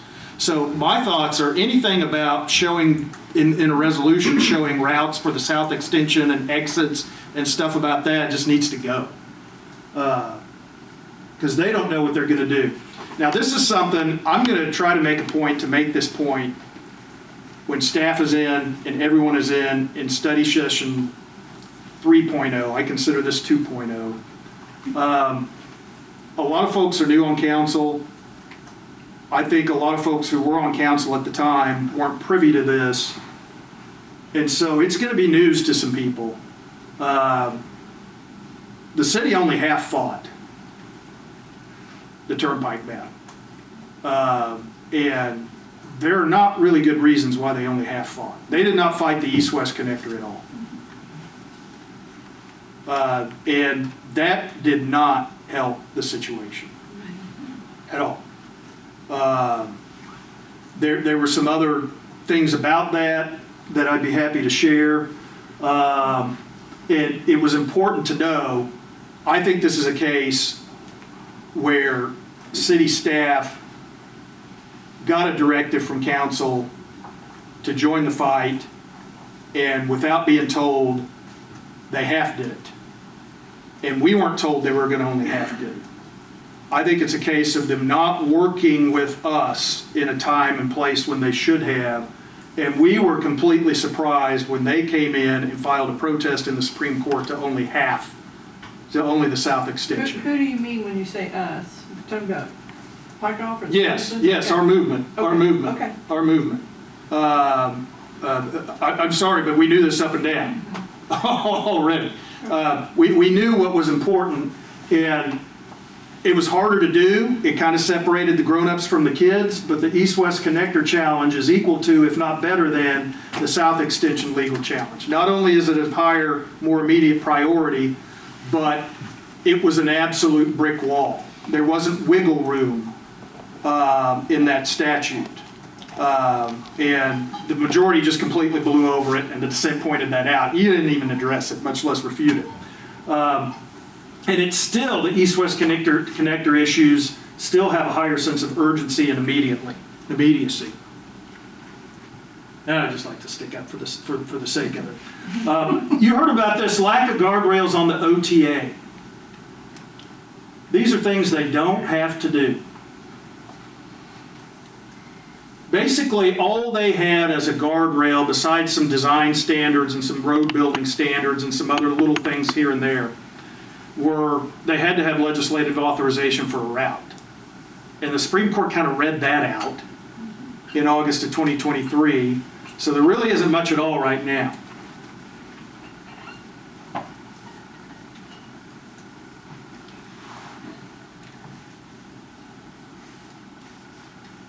Number 3 here is going to be front and center for the resolution. Number 3 and 4 kind of pack into each other. I'm going to tell you, and I'm going to go through it. I think the golden gem of the National Environmental Policy Act is not Green New Deal stuff. It's the requirement that you do alternative build and no build studies to a project. And that is the keys to the kingdom right there. And the OTA doesn't have to do that unless the federal government basically tells them they have to.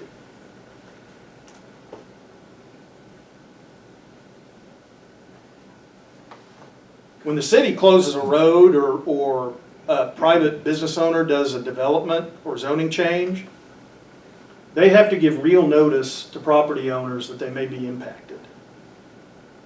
The OTA doesn't do any of that. Thank God there's social media and it's spread like wildfire, and enough of us found out on social media, basically on Facebook, that this was coming down. But then it's only people who are in the crosshairs now. There's all kinds of people, I guarantee you, running around out on 48th and 60th and other places like that who have no idea.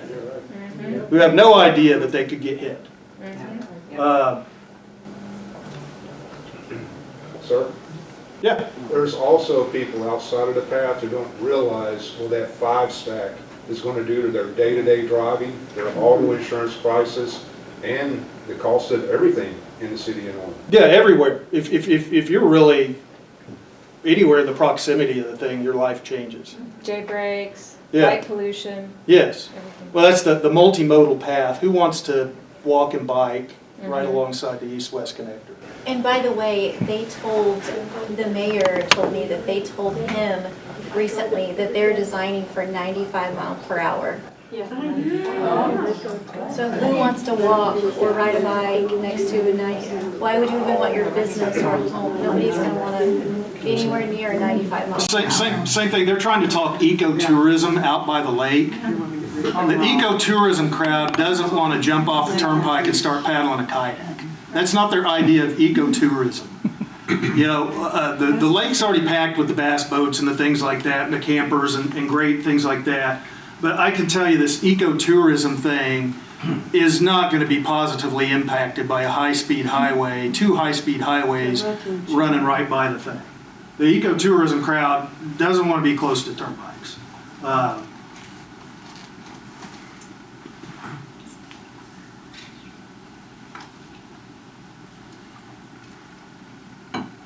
When we were at we kind of started learning this at the Cross Point Church meeting, and then later on in these public studies and talking, and Cheryl talked some about it.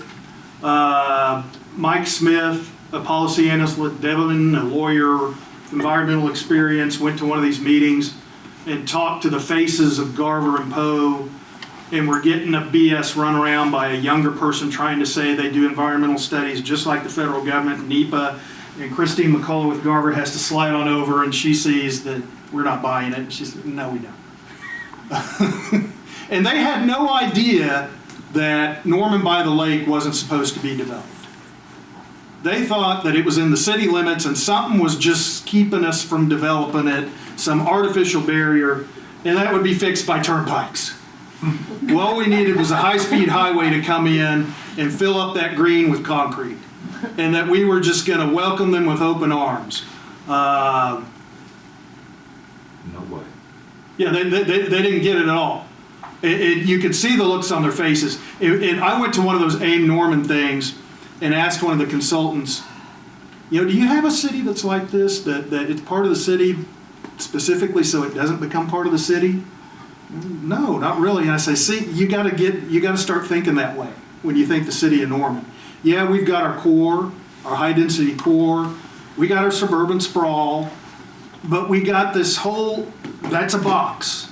Outside the box from 48th to 48th, west and east, it's not supposed to be that way. It's in the city limits because lots of times counties don't watch that stuff. And we thought as a city we'd watch that stuff a little more closely, and I think we do. And so we were here to protect our environment, our farming and ranching, our rural spaces, our water supply, and this stuff's not supposed to be a city.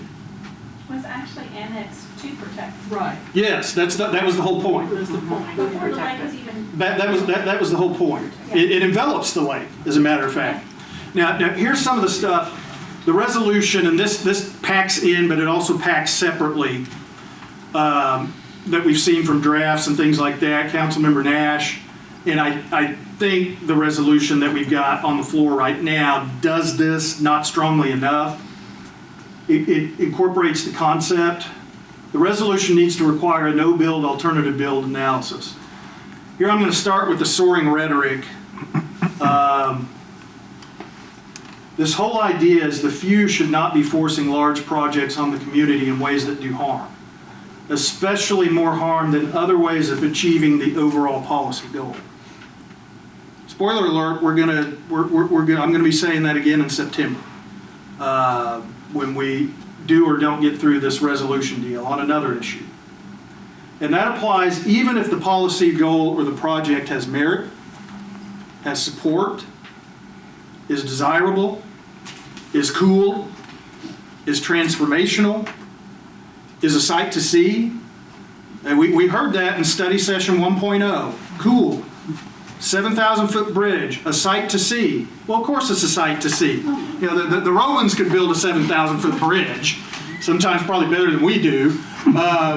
Some of them are still standing, but that's not the point. We're supposed to involve all of the public.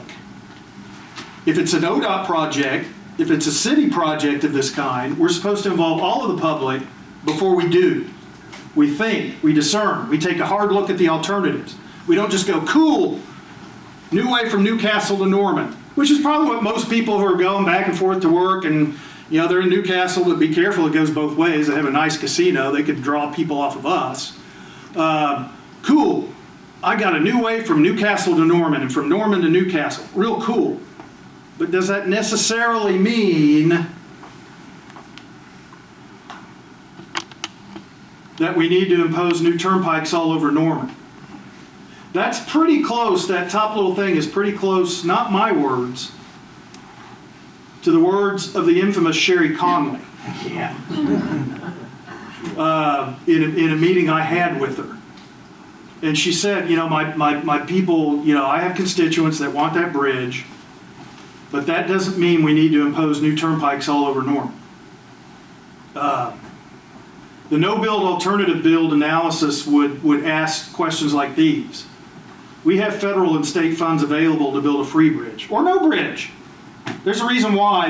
I would tell you the H.E. Bailey spur, the last leg of the authorization in 28, is tailor-made for the first stick of the east-west connector too.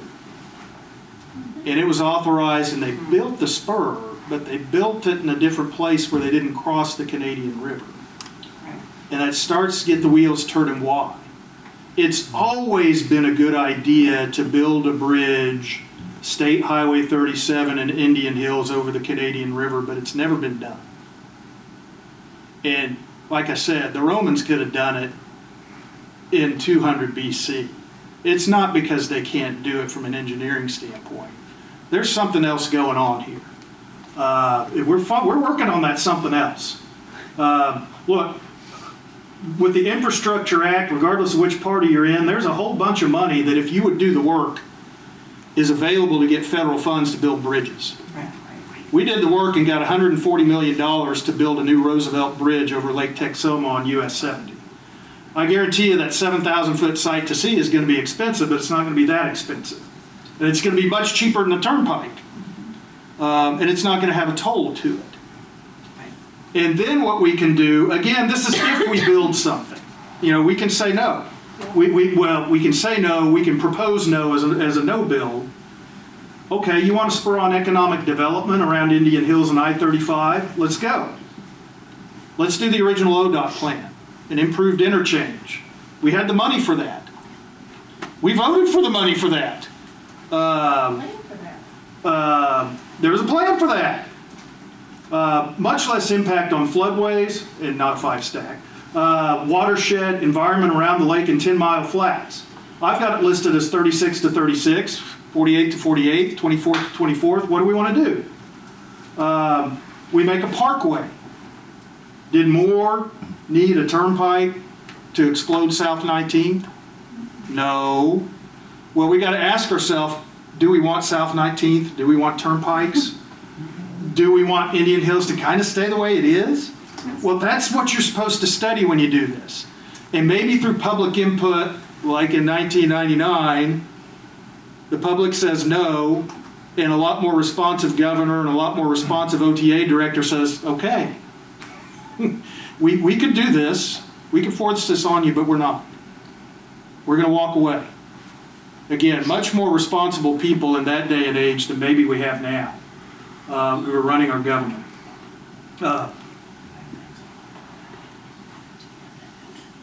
Eminent domain. You got a little bit of this with Kelly.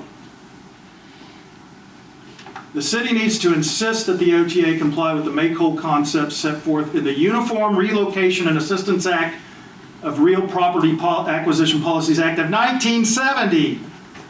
If you're not putting in a turnpike in Oklahoma, you've had to be doing this since 1970, together with the Oklahoma Relocation Assistance Act, which incorporates that, but again, doesn't apply to the OTA. ODOT and the city must do that when using federal funds. And this is one of those where, well, we don't have to do it because we're not using federal funds. Burdensome regulations. BS. The old burdensome regulations and being friendly to business doesn't do any good. The OTA is not a business. The OTA is another branch of government. They need to be acting like it. You know, maybe when we're talking the guy who's building a house, or maybe when we talk about the guy who's building maybe a new neighborhood, maybe we can say, although we get a lot of good out of our floodplain ordinance, our zoning ordinances and things like that, about taking a second look and taking a thing on development. But when we're talking turnpikes made by another branch of government, don't start talking to me about burdensome federal regulations. They're there for a reason. This is Kelly Wilson's handiwork. This is a comparison of what ODOT doing a federal project would have to do with federal funds and what the OTA doing a bond issue would have to do. Basically, the OTA does have to give you kind of fair market value, actual value for your property, and not really much more than that. There's some things in the landowner's bill of rights about moving costs, but it's not real hard stuff. It's kind of mushy stuff. And what you have to do to get a fair deal from the OTA is hold their feet to the fire, hire an attorney who's invested in it, and we'll take them to the wall. Then you can get maybe a few of these little red X boxes, but don't count on the whole thing. The OTA's way of doing eminent domain is not a make-whole way. The federal way is more of a make-whole way. And where is it more important for us, and when is it more important for us than to do that right now? Shortages in housing, skyrocketing in housing costs, interest rates, well, it looks like they may go a little down, but just like inflation, we did this, and we're kind of stuck up here, even if we kind of start to creep back down. We jumped up to here, and it's just going to be a whole heck of a lot more expensive to get into a new home than it has been in the past, whether you're a renter or a buyer or anyone. A lot of what we're going to be doing is probably chasing people out of the area who can no longer afford to be in the area and losing people on our tax rolls. We will have some people who will go unhoused in this process. That I can assure you that who are not affluent, who are there because they have just been there forever and can afford to be there forever, but they can't afford to move. Protection from flooding hazards is paramount. Here's some things. Really, what a resolution does is a resolution is the governing body's policy directive to staff. If staff does not give clear policy guidance here, even the best and well-intentioned member of staff is going to throw up their hands and go, what am I supposed to do? This is a chance to tell them this is what you're supposed to do. We can see a good bit of this, well, most of it is in the Nash resolution, and fortunately a good part of it has been carried over, but we need to make sure we have more of that. as Kelly showed you in some things, Mustang and Hera now flood because of new turnpikes, where they did not flood before. The Turnpike Authority changed stream beds. They didn't put the bridge over the entire floodplain. They did some things in their engineering to cause flooding that didn't exist before. Hera doesn't have a floodplain ordinance. Fortunately, we do. Ours is confusing. Ours could be check the box in some of these places. It could be pretty airtight in some of these places. It could be pretty hardcore in some of these places, but we don't know yet because we've never had someone try to run a turnpike through. It is development, so floodplains come into place. Now, they first come into place right as they get over the Canadian River in Ward 3. We have a huge floodplain in 10 Mile Flats that, as far as the city limits go, start right at the city limits in Indian Hills, and the OTA's corridor does go over it and come all the way down into civilized high-density Ward 3. And we have so far held the line at development there, all along that floodplain. And we need to keep doing that now. Our floodplain ordinance needs to be clarified and strengthened. There are ways that Councilmember Nash is working on thinking about doing that, and he'll talk to you about in a minute.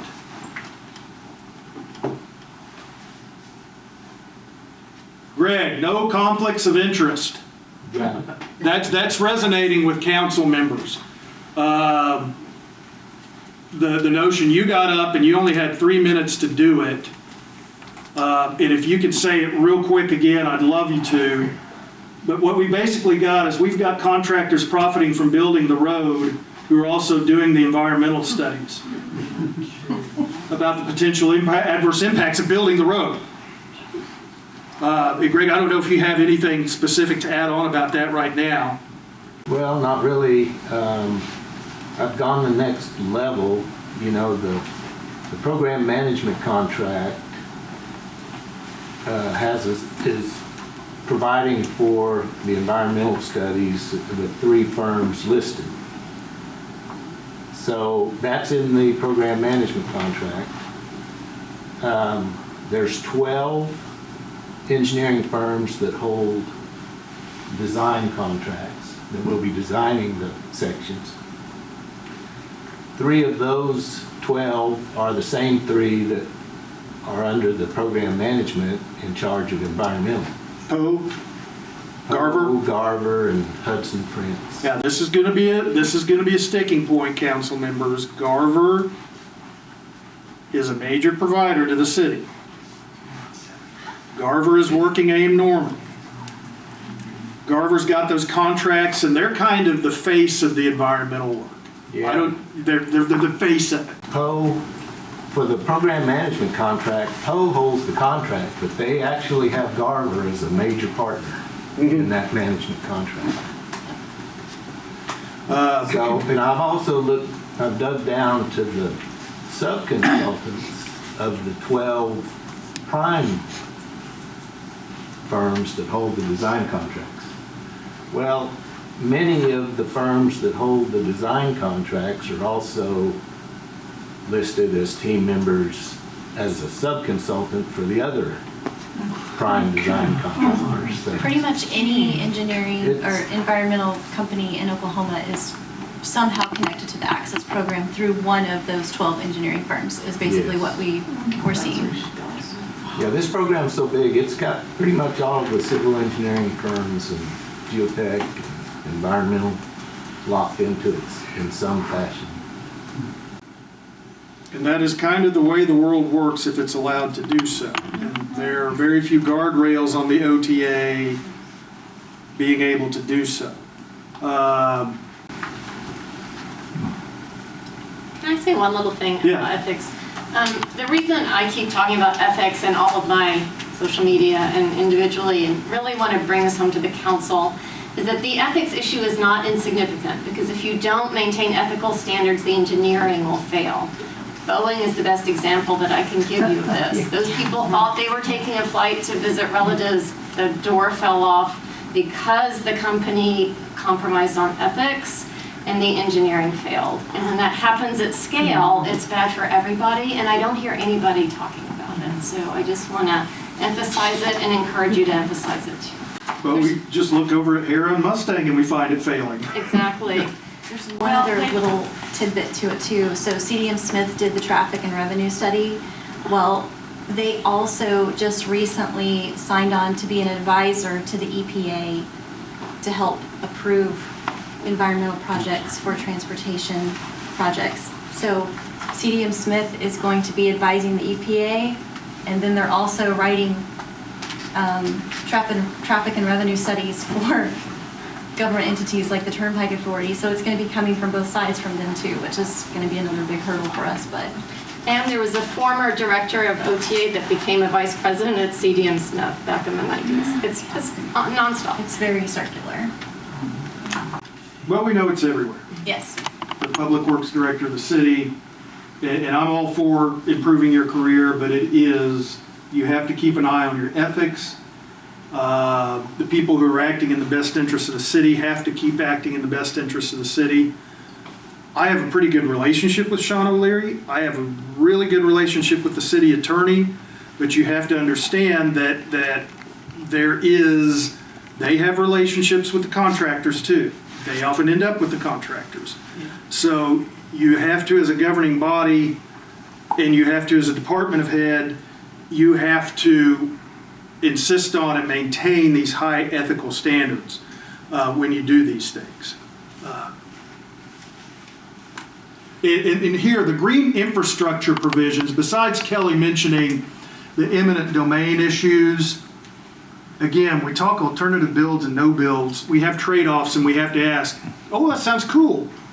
You'll give us a bunch of goodies, but at what cost? We have to be able to discern a cool project from a cool project at an unacceptable cost.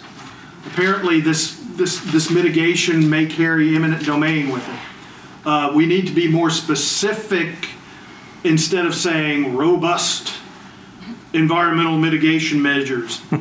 There are specific mitigation measures you employ. There are specific tiers that the Corps of Engineers and the EPA and the feds will insist upon. One of them is I say here, I've done this in an email to council, the mitigation ratio should be, this is wonk. And staff will be staff in the Central Oklahoma Master Conservancy District, the Lake Thunderbird Watershed Alliance will be straight with you about this. They'll educate you about this more than I can, but there are certain ratios. You impact 1 acre of wetlands, you make 3 more. Now, of course, what happens when you make 3 more? Maybe you're taking somebody's property when you do that.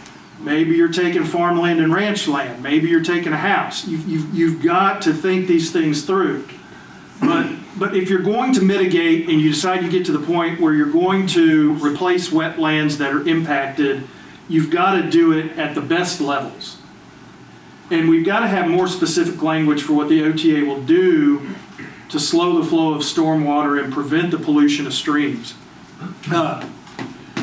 Councilmember Nash knows about this, and Pam Post and I had a brief conversation with Scott Sturts about this after study session 1.0 about this bridge past the 5 stack that's going to span the floodplain.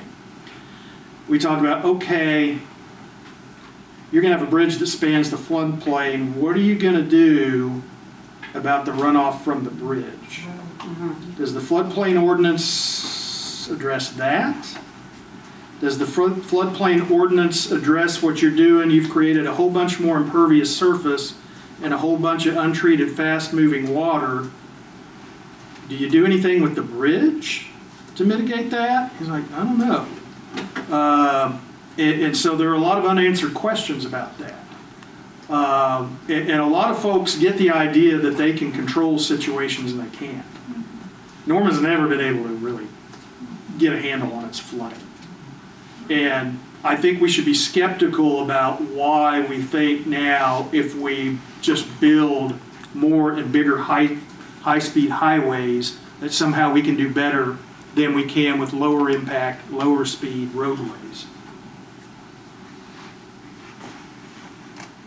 That's kind of some concluding stuff.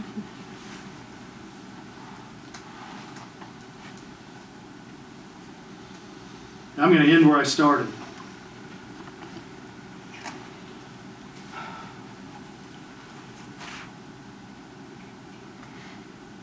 These are the kind of things that need to be guiding council here. Not what the OTA wants, or not what might be cool, or what certain economic development interests might like.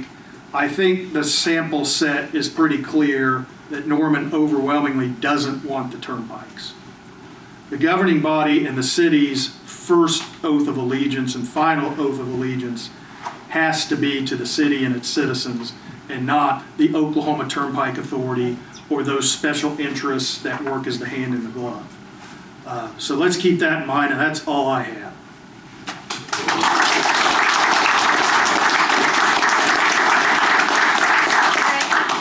Bob? Yeah. Where's your comment? On the access maps, they have activated the design of the east-west, east, where it connects to I-40, and then comes west a little bit. Yeah. Now, part of that blue area crosses a flowage easement, is that? Yes. So, now, they may not be working that exact spot, but since that crosses a federal flowage easement and they're working with the Bureau, will they have to perform a full-blown NEPA on that, or since it's a federal easement? We would contend that yes. Now that's years away. Now it's a different thing. It's a different thing than federally titled land, because it's like a deed restriction or something in your chain of title that's a little more sloppy, quite frankly. So again, what we have got to do, and quite frankly, the city, in working with the federal government, where floodplains and flowage easements coincide, and they do there, particularly they do there, have got to hold the federal government's and got to hold the OTA's feet to the fire there, and not just assume anything. Because the federal government does maintain some discretion here, and you don't want to try to go to court to overturn a federal court bureaucrat's decision, because then you're behind the 8 ball. You can, but that's not the place to really fight the fight. Like, for example, the OTA is trying to claim right now, I don't want to ever, it's so exciting and it's so fun and it seems so urgent to deal with this. And this is a place where you can really get a handle and really resonate with people, is at the lake. But this is where they're coming now. Now, this river moves. I don't know if it's right here right now. The latest aerials don't have it like that right now. But if you look and you look at the wetlands maps and the floodplain maps and everything there, that's where the forces need to be amassed.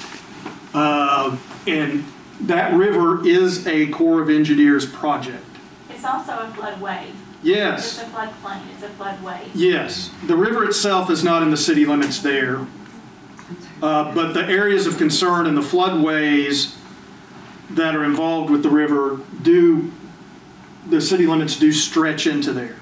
And heck, one of our Pike Off Party members and clients of mine owns the dang property at the landing strip. There, it's a Corps of Engineers project, and the OTA, to give you an idea of how they behave, our sources in talking to the Corps of Engineer people have indicated that the OTA is trying to claim that they don't need the usual dirt-moving, wetlands-affecting 404 of the Clean Water Act permit. Well, they're not going to build a suspension bridge there. So maybe they are, but even if they are going to build a suspension bridge there, there's an older provision in the federal statutes that's called Section 408 that basically just says, even if you don't need your earth moving permit to affect a federal Corps of Engineers project, you need a 408 permit. And I heard some things at study session 1.0 about getting a national permit so they can bypass that process. But right there on the Canadian River, DEQ and the federal government had said, no, this is not subject to a national permit where you can bypass the process. So we think we've got an excellent case of requiring a 404 permit, a 408 permit, and a full NEPA study there. And we've got some other things we're working on out there too. But that is, when you envision this, don't forget, this is what's on deck right now. This is what's on deck right now, is them coming through here. And that's a major floodway of the city of Norman. That is a Corps of Engineer jurisdiction project. And regardless of what we do, it bleeds into the city limits, not at the river, but soon after you get past the river. The city, where it can, and we have to hold everybody's feet to the fire right there. And there is at least one endangered species that inhabits the river there.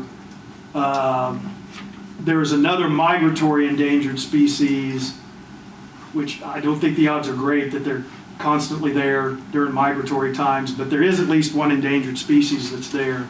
And when you hear environmental impact assessment versus statement, it's kind of like phase 1 and phase 2. What the OTA will try to do is a phase 1, Right. which is just kind of a go through and establish there's no substantial impacts and no substantial threats and get a sign off from the federal government. And often they do. But what you want to do is you want to get phase 1 to phase 2, and that's where the true alternative build, no build, full environmental impact statement kick in. Are those statements standardized in the scope of what has to be investigated and looked at, or is that somewhat could be looked over? Or since I believe the environmental firms that are going to be doing this are a little bit compromised, we want to make sure that, well, first off, we should get an independent firm to do this. Working on that one too. But can the firm that does that have any effect in the scope of what they'll be looking at? Yeah, I think anytime you have that, it's kind of like in a situation, let's say the lawyers get involved. The Corps of Engineers will have its own lawyers, federal lawyers. The OTA would have its lawyers. Obviously, maybe if the city's impacted, maybe city attorneys need to get involved. We have our own lawyers. Same thing with environmental people. You kind of want to have someone there who knows their way around the environmental aspects, who can say no BS.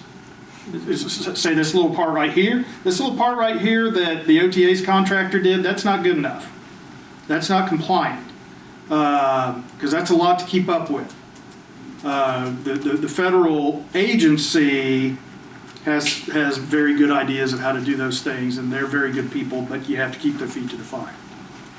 So there.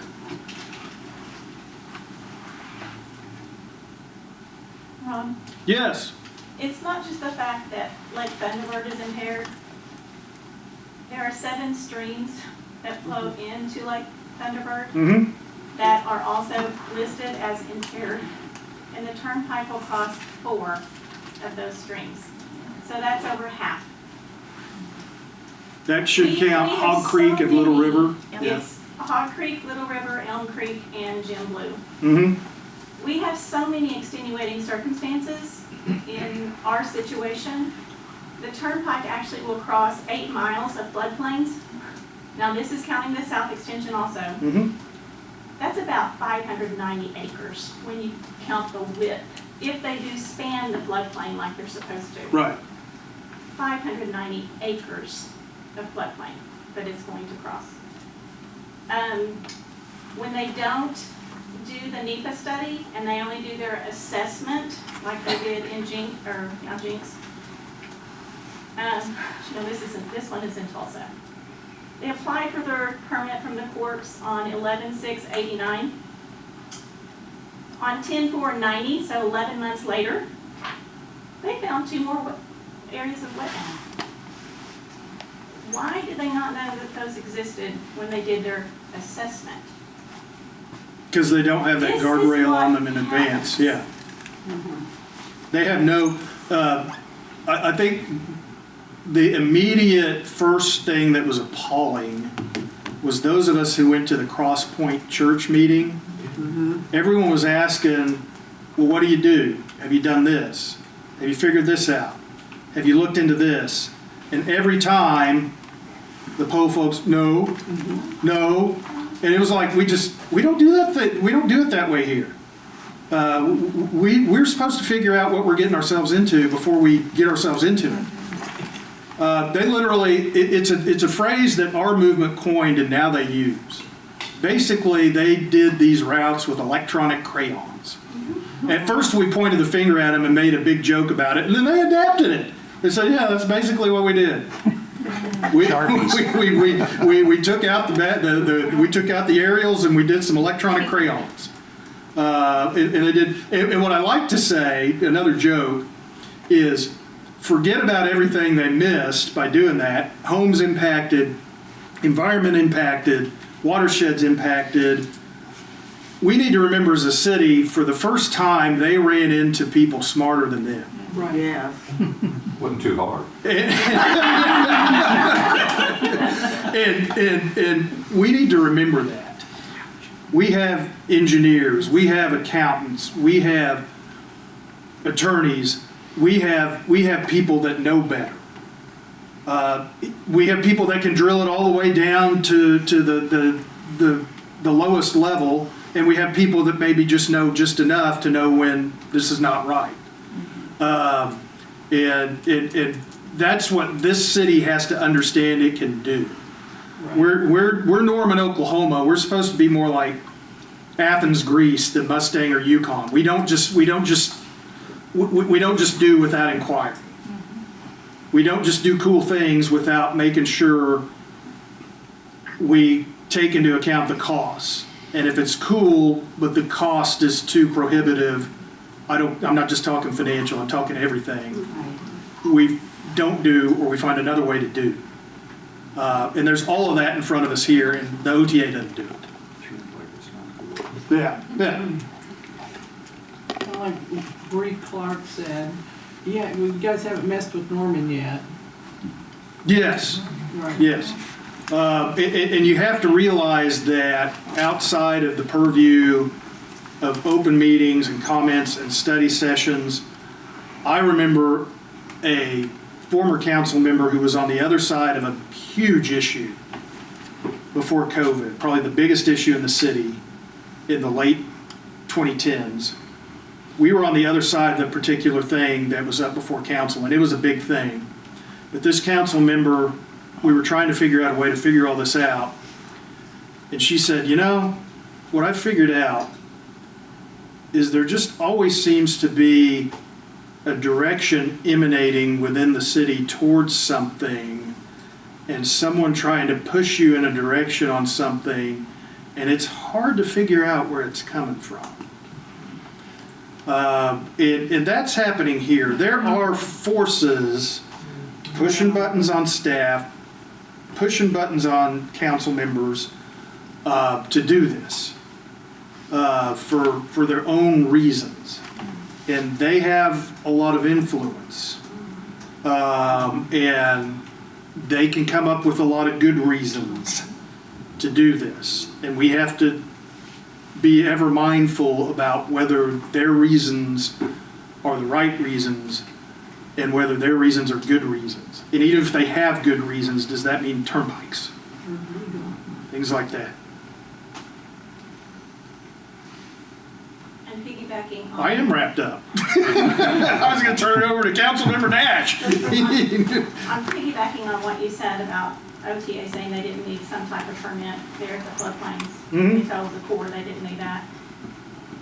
City, please be prepared for them to say, we don't have to get a floodplain permit from you, because that's what they did to Jinx. Jinx ended up suing them to force them to get a floodplain permit from them. And because of them wanting flood protection and these other things, they ended up still not requiring them to get a floodplain permit. There needs to be a question as to whether, if they do not get a floodplain permit through the city of Norman, then what happens to being able to get floodplain insurance?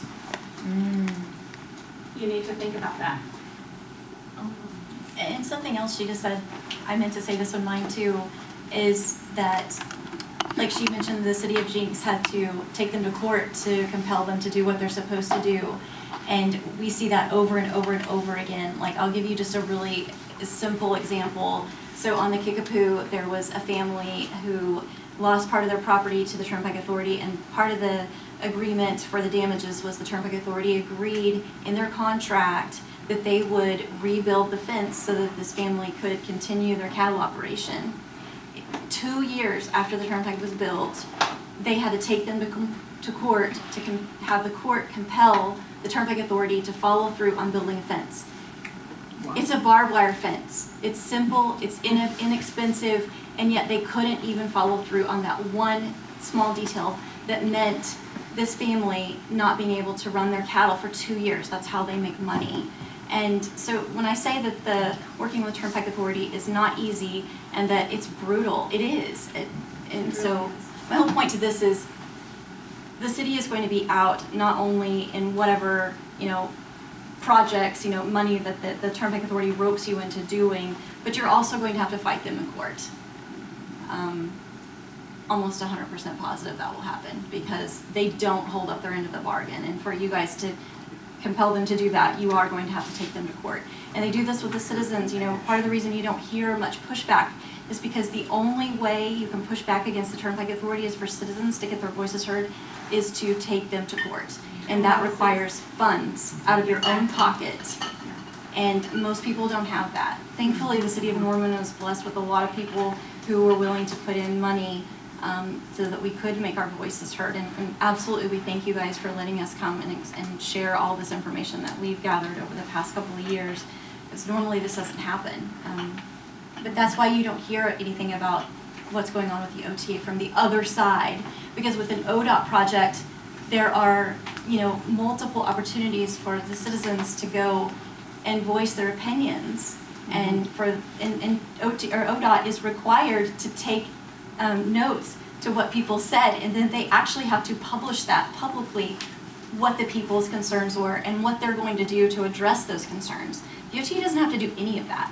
They never hear us. They're not required to hear from us. Therefore, you guys, our elected representatives, have to be our voice, and that's why I'm so thankful that you had us here today to explain some of what we know, because your role is incredibly important, and I just want you to know that we're behind you, standing up for us. And Rob, can you answer this question?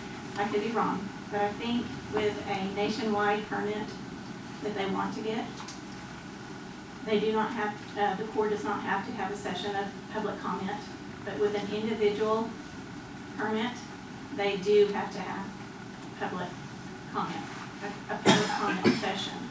Yes. The Corps. Yes. When you get to that, now, of course, you have to hold their feet to the fire, and there's wiggle room there and things like that. But from what I've looked at about the 408 program, the Canadian River, which is a project of the Corps, is specifically not subject to a nationwide permit. I would like to see the whole shebang. You have to get it. Yes. The whole machinery of whether they could get a nationwide permit was put into place. Now, that doesn't mean that they can't go out and try to reverse that machinery and do that again. But as it stands right now, the machinery in place is that no nationwide permit is available for this Canadian River project of the Corps of Engineers. You have to get at least a 408 permit. Okay. Just to put a bridge over the river. But what about the whole thing? Oh, the whole thing being subject to a federal permit? No. No. I mean, there are vast expanses of this that would not be subject to federal permitting. And would not be currently, under the current state of the law, subject to the possibility of a full National Environmental Policy Act environmental impact statement. The one place where I feel confident that we don't have to do anything to change the law and force the OTA's hand is at the Canadian River. And that's where they're coming first.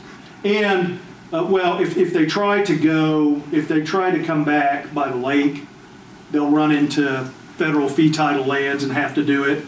I think it's unsettled in my mind right now whether they would have to do it over the flowage easements. I think the federal government could say yes, but it's not like one where you can, if the federal government said no, we could run into federal court and get an order from a federal judge making them do it. Mm-hmm. So there, if you really want to rely on the federal government to insist to hold their feet to the fire, your best bet right now is across the Canadian River. And not only is that the best bet for doing that right now, that is where they're coming right now. We have a lot of time to figure out what's going on everywhere else. But that's where they're coming now. So Rob, when you look at 39 Code of Federal Regulations 775, it lists all of the federal regulations and requirements for doing an environmental impact statement. And I have a feeling that one reason why OTA hates doing those is because one of the requirements says that the firm conducting the statement cannot have a financial interest in the project. Now, at the end of the day, NEPA and its regulations do not mandate a result. There's no place where you get to the end of the line and there's a regulation or statute says that if the statement comes out this way, then you can't do the project. But what it does is it puts you into a very long and detailed process, a much more fair process of doing what they say, taking a hard look and looking at your alternatives and studying your alternatives. And then what the heck? You're walking up to the city council, you're walking up to the Board of County Commissioners if they'll wake up. You're walking up to the state legislature, you're walking up to your federal legislative contingent, and you're saying, this is a boondoggle. And we're not just saying it. We're not just little old Oklahomans for Responsible Transportation out by Lake Thunderbird all mad about this. We've got the federal government saying it now. We've got this study, we've got these experts saying this now. Let's shut this down. That's the kind of thing you do. Yeah.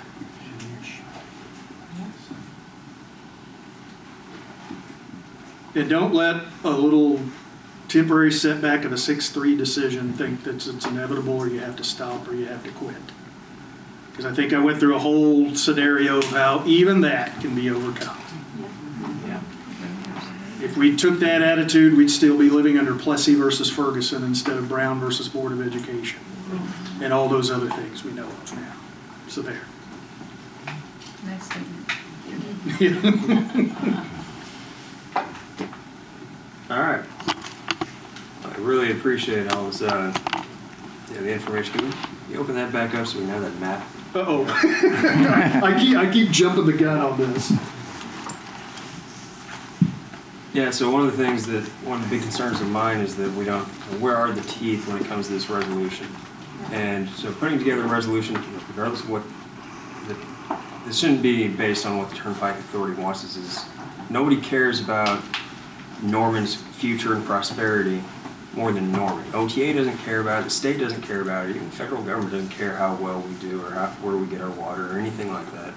We're the only ones that care about this, and if we're going to pass a resolution, that thing should only be with concerns of what we need as a community. And when, but so like where could the teeth be? Now just putting the list of specific demands that for us to create the framework of what we think would make this project palatable, not, aside from the obvious, you've been told this, the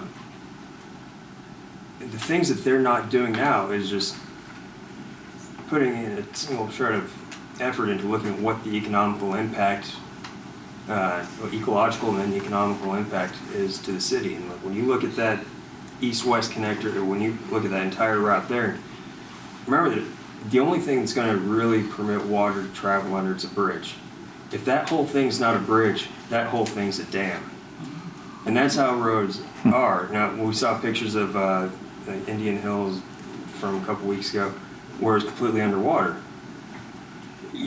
Yeah, that's terrible. It's also the most ecologically sound road because it's not making a dam. You have the water that's passing over it.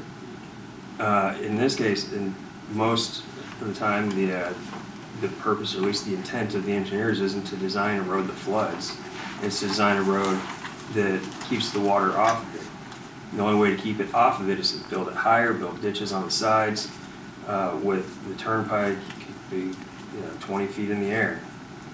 Ditches on the side, and then they just go through and poke little conduits every couple thousand feet, a few thousand feet to allow the water to drain through. And what that means in changing the wetlands in the watershed is that now we're going to have larger areas of flood hazards up on the upstream side, and then we're going to have some parts in the south that just have a fundamental change in how their flooding typically happens. And the OTA doesn't care about that. We do. We need to ensure that that kind of thing is going to be taken into consideration. And if not with this route, for other routes, we need to know that there's a number of routes that we consider. We need to know all the things that a NEPA study would generally require, but we have, there's a little complication that I don't think that we can just enlist a NEPA study that gets sent to the federal government and say you're going to require this study and it's going to be performed this way, which means that we need to make a set of ordinances ourselves that lay out the requirements, the various things that need to be taken into consideration, which we can assume that we're going to be doing this without the help of staff. Staff, they just won't help us with this kind of thing. They just try to steer us away from it to rubber stamp the project. And so now time is kind of of the essence. So my thinking right now is, we'll have a new set of ordinances that will apply only to large projects. Large projects that Norman hasn't seen in that scope more than a couple of times in its life cycle. I think I-35 would qualify as a large project. This Turnpike would qualify as a large project. From there, where does the line get drawn to differentiate it? If it's based on the geographical location, the size, number of properties taken with right-of-way, that's up in the air. But before being able to come up with that proper requirement, that's like the requirements with the study, defining the large project, passing an ordinance that defines the large project, and then tax into our permitting for any kind of stormwater, floodplain, or earth change permit that would be issued for a large project to have a moratorium until we can get the rest of that ordinance written with the full requirements of what to do if a project of that scope comes across the desk before issuing that permit. Because we need to know these kinds of, all the the projected outcomes and the consequences of these projects and the alternatives before we just stamp off on a permit saying, yeah, good luck and God bless, because that's not really doing the proper due diligence that the city should be doing to protect the citizens and their interests. Michael? Yep. As far as the defining the large project, I would suggest you look at a state chamber publication called Mega Projects, which I honestly think that's what this is and where it came from. There should be a definition in there that would be applicable here. And I think that would be helpful to use existing language because I do think access was covertly planned as one of these state chamber mega projects. Okay. And we discussed, we discussed that there's other cities that we can look to as part of their modeling. There's forward-looking cities that require environmental impact studies and get a good one. Mm-hmm. Yeah. And so with this study, before the issuance of a permit, then who would be, with the NEPA study, if I'm not mistaken, there's professionals that specialize in reviewing NEPA studies. They'll give an opinion at the end, but they don't, there's no pass-fail kind of criteria with them. Mm-hmm. But it'd be a huge ask for the city to have its own department of experts in reviewing these types of studies. But as an initial pass, staff that make sure that all the parts are in place, and then a reviewing committee to be formed, much like the TIF committee is, on an as needed basis. So if this comes across the desk, then we'll form a committee that's not chosen by the damn mayor. One that's chosen, I think, say 2 people per council member, then the mayor can choose 1 at-large committee member. Kind of like what we did to the OTA. Said, no, Governor, you don't get to appoint them all. Mm-hmm. Yeah, because as we've seen, that creates some problems. Yeah. Right. And we don't want one person on the council injecting their opinion and decision on this entire process, and that's what's been happening with the TIF committee. Yeah, they've been trying to stack us. Mm-hmm. We need every ward to be properly represented, and the only way to do that is for the council members that represent those wards to choose those people. But we don't want the mayor to be upset or have his feelings hurt, so he can have 1. And we're going to keep it odd so that yes, the citizen committee to review this large pack that they'd be creating. It's got the alternative routes, economical, ecological impacts, everything you'd expect in a NEPA study. And even in addition to that, before the entire environmental impact study, preliminary environmental assessment, which can then be reviewed to see if there's a finding of no significant change. Because sometimes there might be a project that is huge that isn't going to have a huge significant impact on the on the environment around the city. That if that's how it is, then we don't want to make them go through this whole project. But that way it keeps a level of fairness to all possible projects that might come in.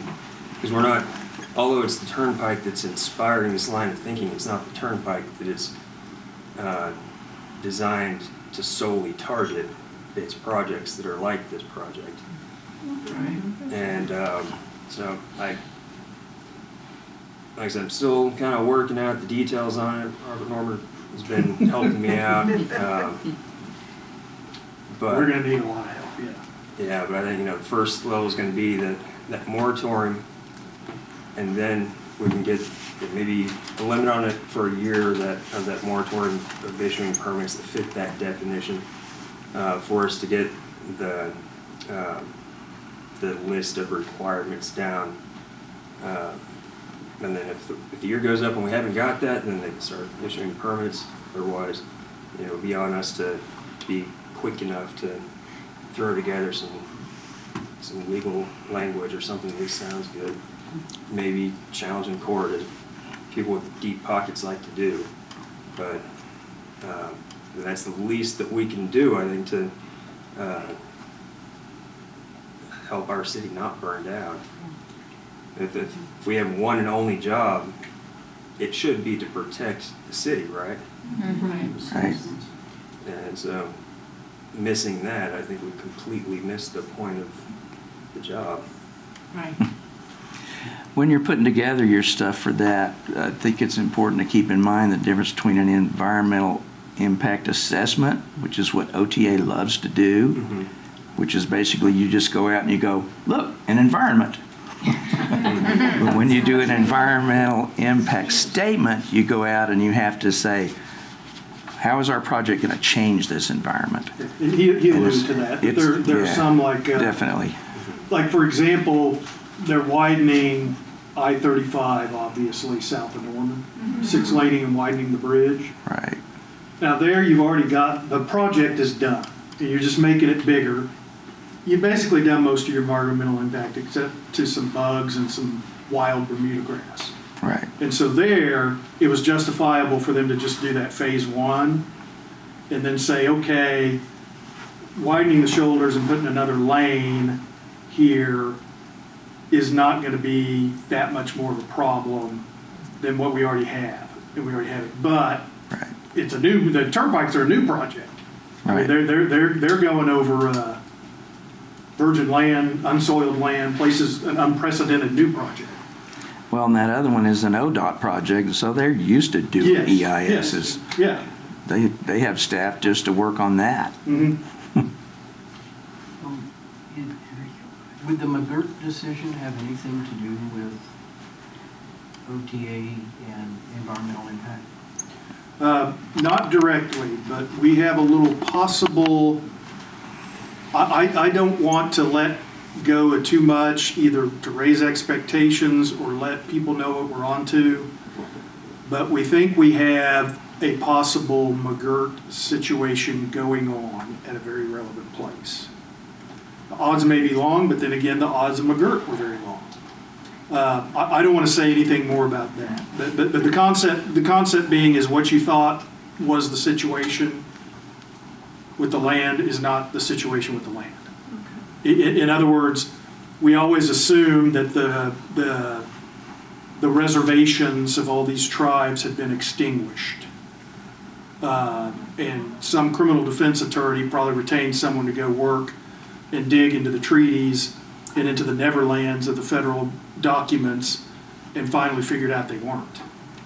And so technically this, not just sort of tribal sovereign lands, they were still reservations and this was still Indian country all over eastern Oklahoma. But there's a little something we've got, and it does not have to do with the tribes. But by the way, when you mention that, I don't want to ever forget another alternative build that people forget is probably if you are going to build a south extension, and we have to build a south extension, you would solve a lot of your problems if you did it on the other side of the lake. You would be taking bar ditches instead of homes. You would be out of the watershed. You would be mostly downstream of Lake Thunderbird. We've got a legislator, Danny Sterling, who whenever turnpikes are up at the legislature, he walks around with a little photograph of the turnpike drawn around the other side of the lake. So let's not forget that either. I was just noticing that McLean County is Chickasaw tribal land. That's why they have a casino over there. Yeah, but Because you have a casino over there, and the turnpike has to cross there. Yes. But if the tribes want them to, they can.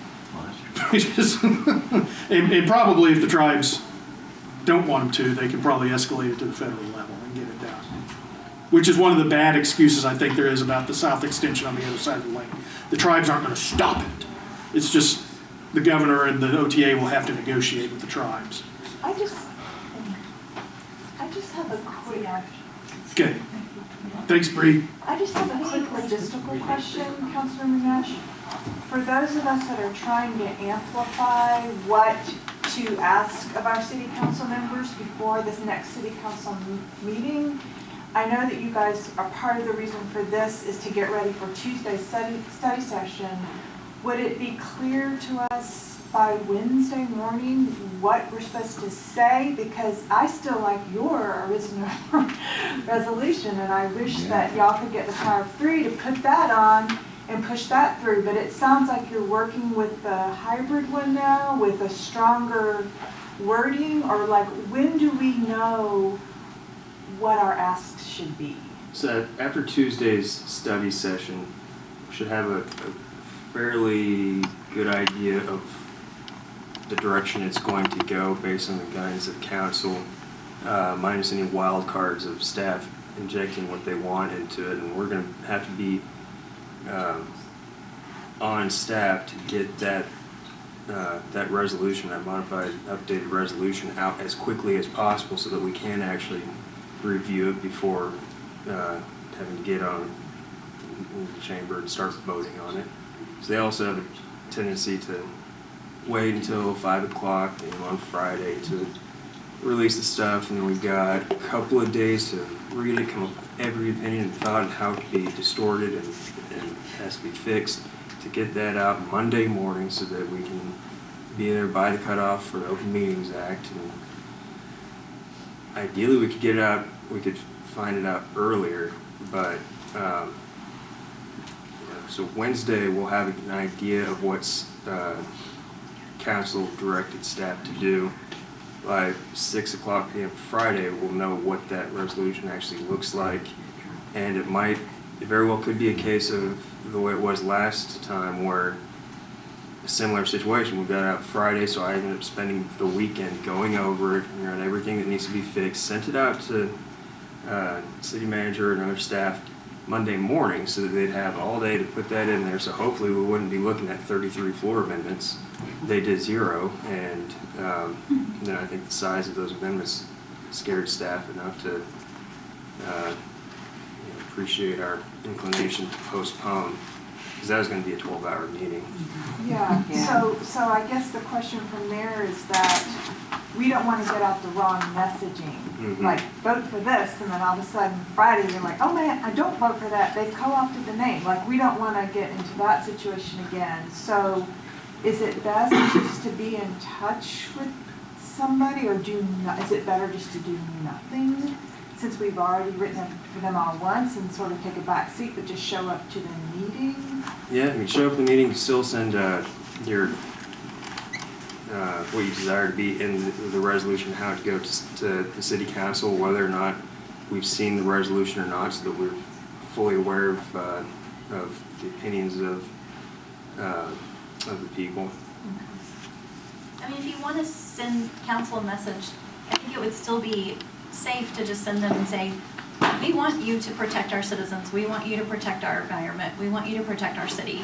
And so it doesn't even matter, it doesn't have to be specific to whether or not you're supporting a resolution or against a resolution, but if you just make your intentions clear and say, this is how I want you to vote, I want you to vote in favor of the people, not the Turnpike Authority, or whatever your position may be, that's your prerogative. But I think as long as you don't have to support one thing or another, just let council know where you stand and what you want them to support specifically. And we're depending on Heikola to make the decision about what he's going to put on the agenda. I hope not. I don't. Okay, I didn't mean to take up all this time. Heikola's been injecting himself into far more than his seat has the right to be injecting itself into. This is not a strong merit form of government, but he seems to operate like it is. He withholds information from the council. He doesn't let us know any kind of things to be aware of that he's going to be putting on the agenda. He crafts the agenda without any of our input, and even if we happen to tell him an opinion ahead of time, he disregards it completely and just does whatever he wants. So if it's hard to, he's one of the things that we have to be constantly vigilant looking out for, because he's already made it clear that he doesn't care what the consensus is of Norman. He has a handful behind the scenes that tell him how to think and how to vote, and those are the only opinions that he cares about. He can sit there and watch every single person, 128,000 people, go up and tell him they don't want this Turnpike, and he will vote with a smile on his face to approve the Turnpike and send it through, because there might be 10 people out there that control the strings and tell him how to vote. And you know who those people are? I have an idea, but I'm not sure, so. Can he be impeached? Like, this doesn't sound like what a mayor is supposed to do. He can be in February, in a way. He can be voted out. In Because February? this is his election. Okay. Yeah, election cycle, yeah. Yeah. Okay, who's gonna vote for mayor?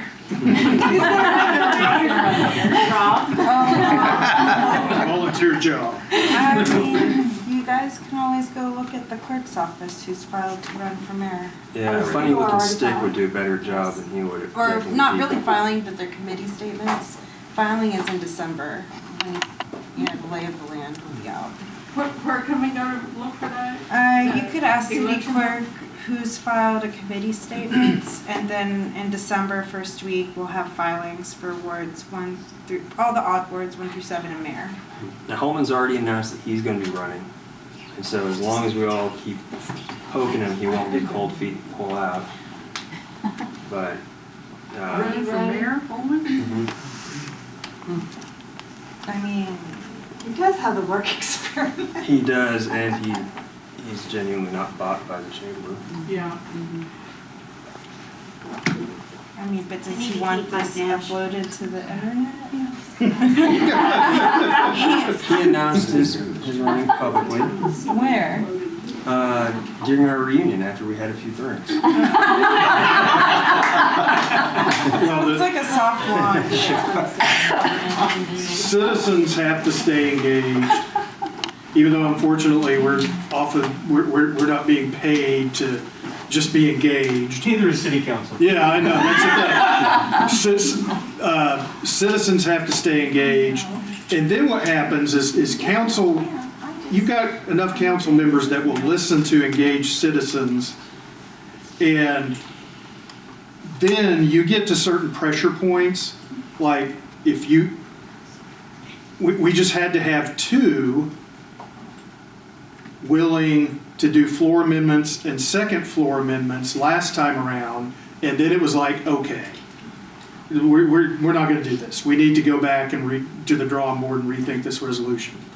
Then if it becomes an agenda item, you're going to need 3 to put a specific agenda item up.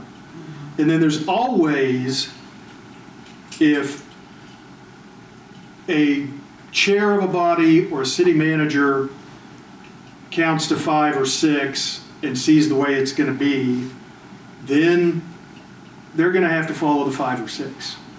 That's just the way it's going to be. So regardless of what they may personally think about something, they start counting to 2, then 3, then 5, then 6, then they see what the lay of the land is.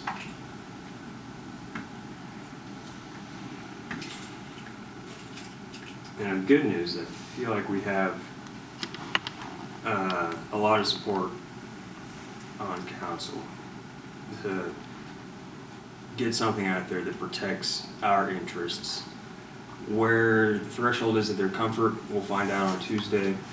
But there is a lot of motivation on our current council to get this done.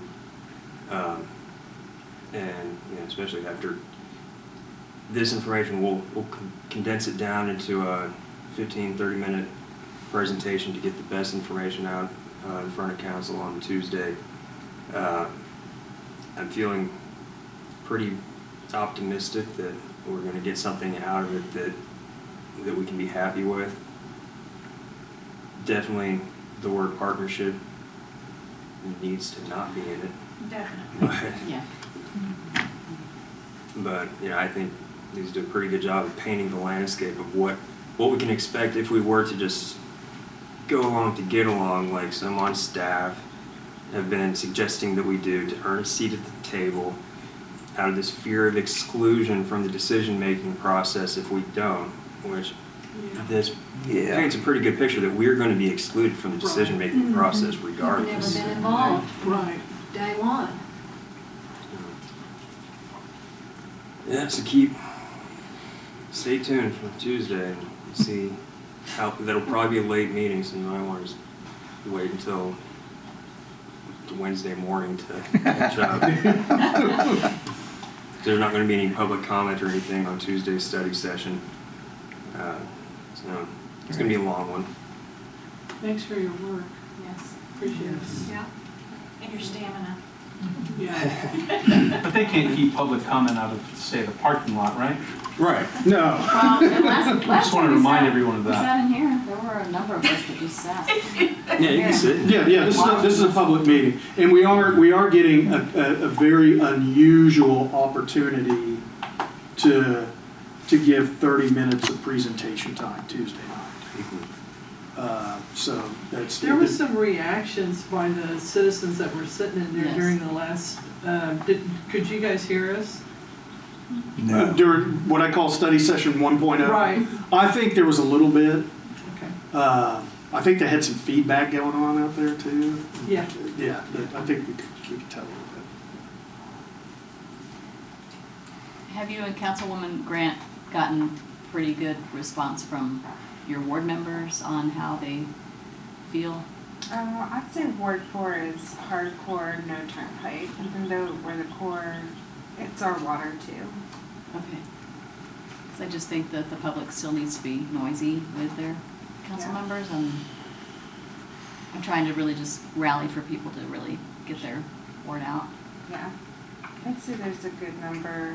I think Adrian is also in my ward, but I'm She's in mine too. Yeah. Yeah. But I was gonna say, there's some business owners that are also constituents that are not a fan of this either. So, and I think there is something to be said about the economic part where people just bypass Norman. Yes.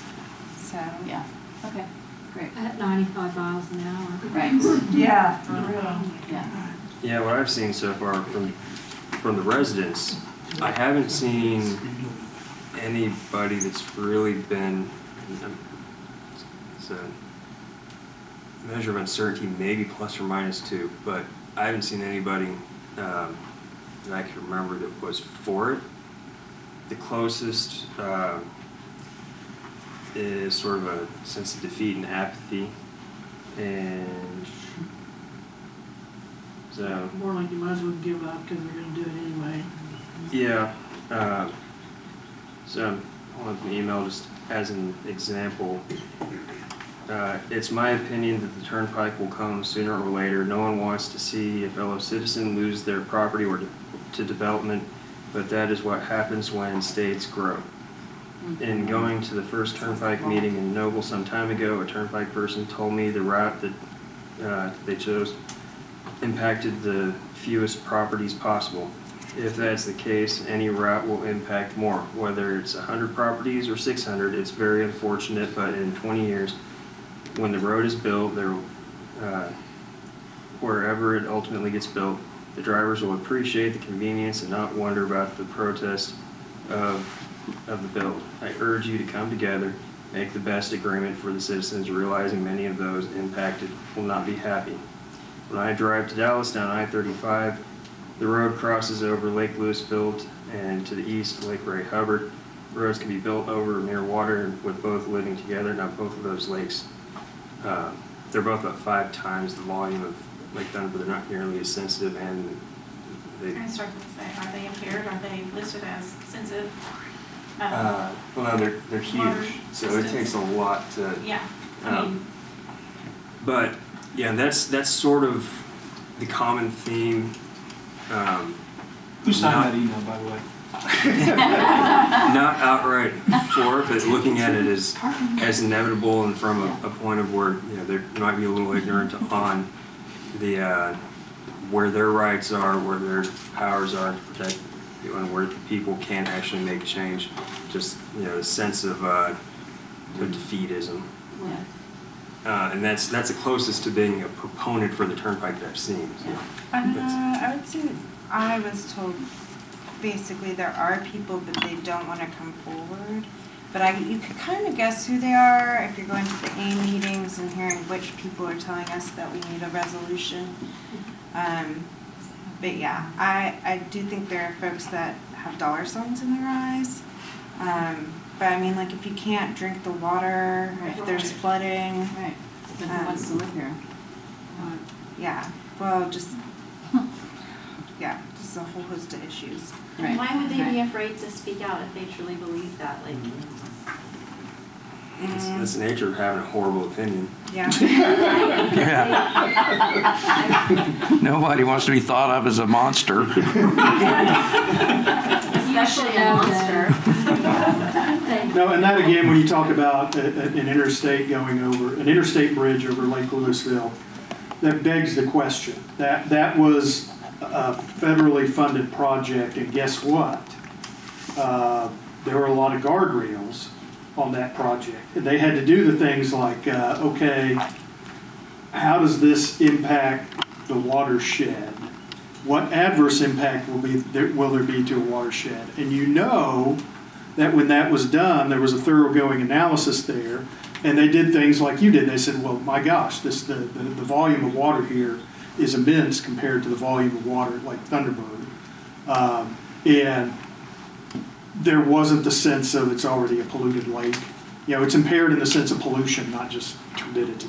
Yeah, in addition to volume, they're also not the sole sources of water. Right. Like one of them's to Dallas, along with 7 or 8 other lakes.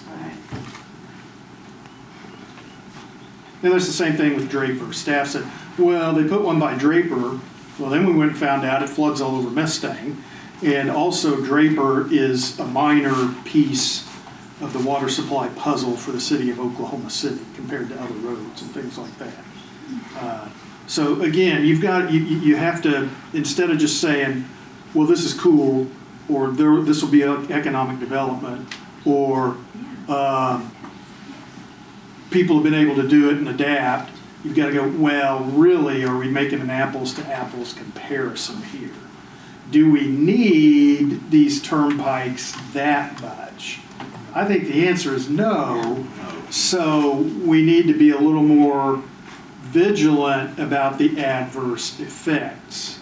You know, the I-35 traffic situation can be remedied by better engineering and better traffic interchanges.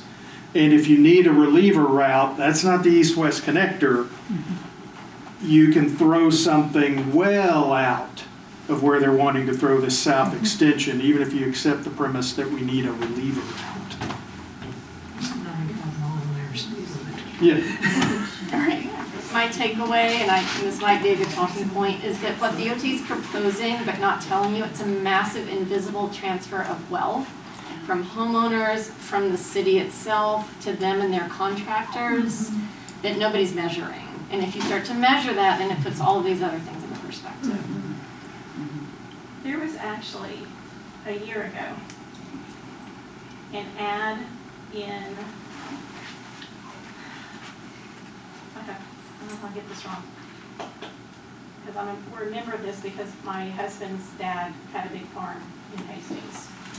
So it's more about farmland and stuff like that. It's land for sale. And it advertised acreages on Indian Hills with an upcoming turnpike. And it advertised it as for sale. And it advertised it as commercial property already. Wow. Yeah. Well, one thing I see that doesn't enter into the discussion much is that we already have a constitution and a Supreme Court ruling saying that turnpikes are not supposed to be built for the sake of economic development. And I'm not sure anybody in the Chamber of Commerce knows that. They sure don't act like they do. Yes, we're not supposed to do that in Oklahoma. We're not supposed to take property. Right, eminent domain is not to be used. We're not supposed to take property, although the United States Supreme Court has kind of given the green light to that. Right. Our state Supreme Court and our state constitution does not give the green light to that. Correct. Eminent domain. Taking property for the purpose of economic development. Right. Sure seems like that's what they're up to, though, when you look through that CDM Smith book. It is what they're up to. Yes, it is. Why a turnpike on this side of the lake and why Yeah. Look at this. This is pretty telling. So I even took out all of the Oklahoma County stuff that was on these TAS zones. But all of this is them outlining how much property in Cleveland County they can develop. That's what this is. What these notes are. Look at all of those pages. Wow. This is what they're banking on to fund their bonds. they're $5 billion worth of bonds is coming from Cleveland County. That's huge, and it shouldn't be overlooked. Yes, it is the, like I said, it is existential. It is the existence. Committee members about that? I mean, right now, they're all trying to figure out where, as far as land use goes, where the density is gonna have to go. And yeah, I was just curious if they're aware that this was kind of mapped out. Yeah. They probably are, because, so CDM Smith got this from RDS, which is, Greg help me, but I think maybe you weren't the one who were telling me a little bit about it, but ACOG, they got some of this information from ACOG. So, Okay. I mean, it's... So maybe the transportation subcommittee is aware. Possibly so. It wouldn't hurt to bring it to their attention to make sure that they're aware of this, but I just think it's super telling that that's what they're banking their... And they want to bust the 48th to 48th line in the sand. Yeah. Because if you're really committed to that, I know someone who used to be on council who has aspirations again, who's already talking about, well, let's take it out to 60th. And if you're truly wanting to do a 48th to 48th, focus on I-35 corridor, your better solution is to Parkway Indian Hills. You Parkway Indian Hills, you do a better job of what they did at South 19th. That's if we accept that that's what we're going to make out of Indian Hills, is we're going to make Indian Hills into what we see in mass suburban development. Okay, that's a long ways to get there.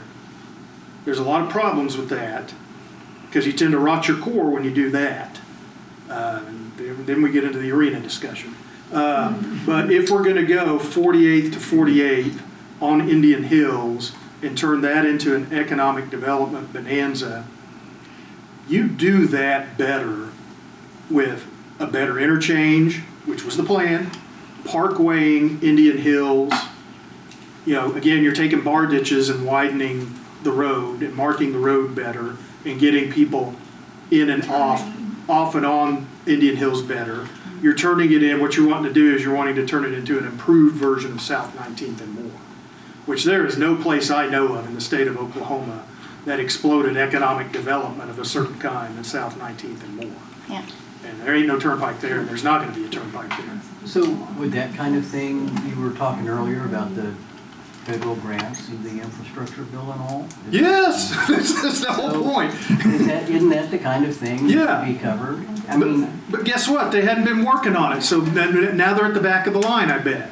They did their work to get that Roosevelt Bridge, to get $140 million in federal funds to build the Roosevelt Bridge down by Lake Texoma. It's called the Roosevelt Bridge for a reason. It's an old bridge. They got $140 million from the infrastructure bill in a grant to replace that bridge. And if they would have been working on this the whole time, they may be at the back of the line now, and that's their problem, but that's on them.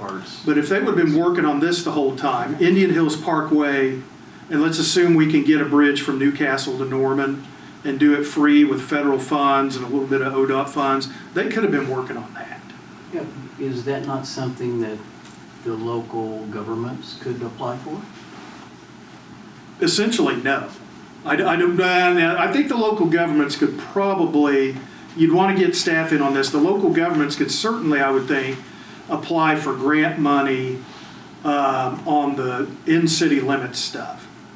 Because ask them about the widening of 36th.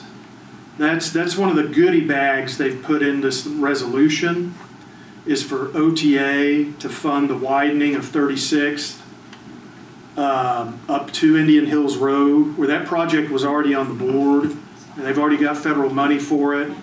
And it's planned and it's there, and they will do it regardless of what the OTA does or doesn't do. It's just they're putting it in the goodie bag now and wanting to get the OTA to fund it in whole or part. That widening of 36th up I don't know if they're gonna get it from Franklin to Indian Hills or from Tecumseh to Indian Hills. That's one of the goodie bag pieces that they would have gotten without a turnpike anyway. Well, so it's important to understand too is that the Indian Hills overpass was already in the 8-year construction plan. Yes. They already acquired all the property for it. ODOT was committed to $20 million to do that whole bridge interchange. And the city of Norman had already pledged, I think they said We $5 voted million. in a bond package to Right. take care of that. And so we already had a plan, it was already budgeted for, it was already funded. And I want you guys to understand that since OTA took this over, they are not going to refund ODOT for any of the money that ODOT has already spent on the right-of-way acquisition, which was a ton of money. And now, remember I said ODOT was, in their 8-year budget, was for $20 million for that overpass. They now have, ODOT's 8-year says, they have $33 million dedicated of money only to that interchange. So the OTAs claim that they're going to save ODOT money. ODOT didn't have enough money. That's why the OTAs came in to do this. But that's not accurate. They actually cost ODOT an extra $13 million by upping the ante with their project. And that's what I'm concerned about. The city of Norman is going to get roped into the same thing. You guys have planned on your books. This is what, it's going to cost for us to widen 36th Avenue or whatever it is and that interchange. And you've already budgeted for that. Guess what? That project, even though the OT is telling you right now, yeah, we'll help you pay for some of that. We'll include it in here. You just wait and see. That project's going to be costing you more than you have already budgeted for right now, and you're not going to get anything more out of it.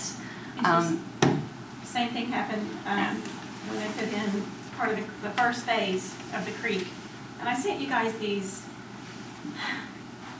long emails, but I hope you do read the newspaper articles that tells the story of what they did on the creek. And after 8 months of negotiations, not a month and a half that they give us, 8 months of negotiations between Tulsa and OTA, Tulsa will pay $1.3 million for turnpike maintenance, not access road maintenance, turnpike maintenance over a 30-year period for some of the changes. And part of what they asked for would have ended up being $2 million to $6 million that they would have had to pay. But they couldn't afford that, so they kept chopping it down and chopping it down and chopping it down. And they got it down. They got 10 items of the 47 that they requested for $1.3 million. And part of that was flood control, which wouldn't OTA be required to do that anyway? Should think. Well, it's getting kind of late. Go ahead and move on to the next phase of us just kind of figuring out which parts of these presentations might be the most impactful for others on the council. Because obviously we don't have this much time on Tuesday. Cut it down from an hour to 15 minutes. Thank you for seeing me. Yeah. Yes. Yeah. You're welcome to email me later. I would say this gave me some ideas about mechanisms for potential enforcement, because a resolution doesn't really give you that, but maybe if you're writing a resolution that says DEQ has to be the mechanism for X, Y, and Z, or revisiting the floodplain stuff, I don't know. Think of it like a TIF, which might be more dangerous than anything, but that might be a good way to think of it. You have a project plan, which a project plan has more teeth than a resolution. Yeah. But you have a project plan, and then you have development agreements. This is going to be the same thing. You have to do a resolution that gives definitive guidance to staff. And then you have to create all these agreements that back them up that are real ironclad things, as much as you can, that bind them to the details. I have questions for staff about once you get past the resolution, what is an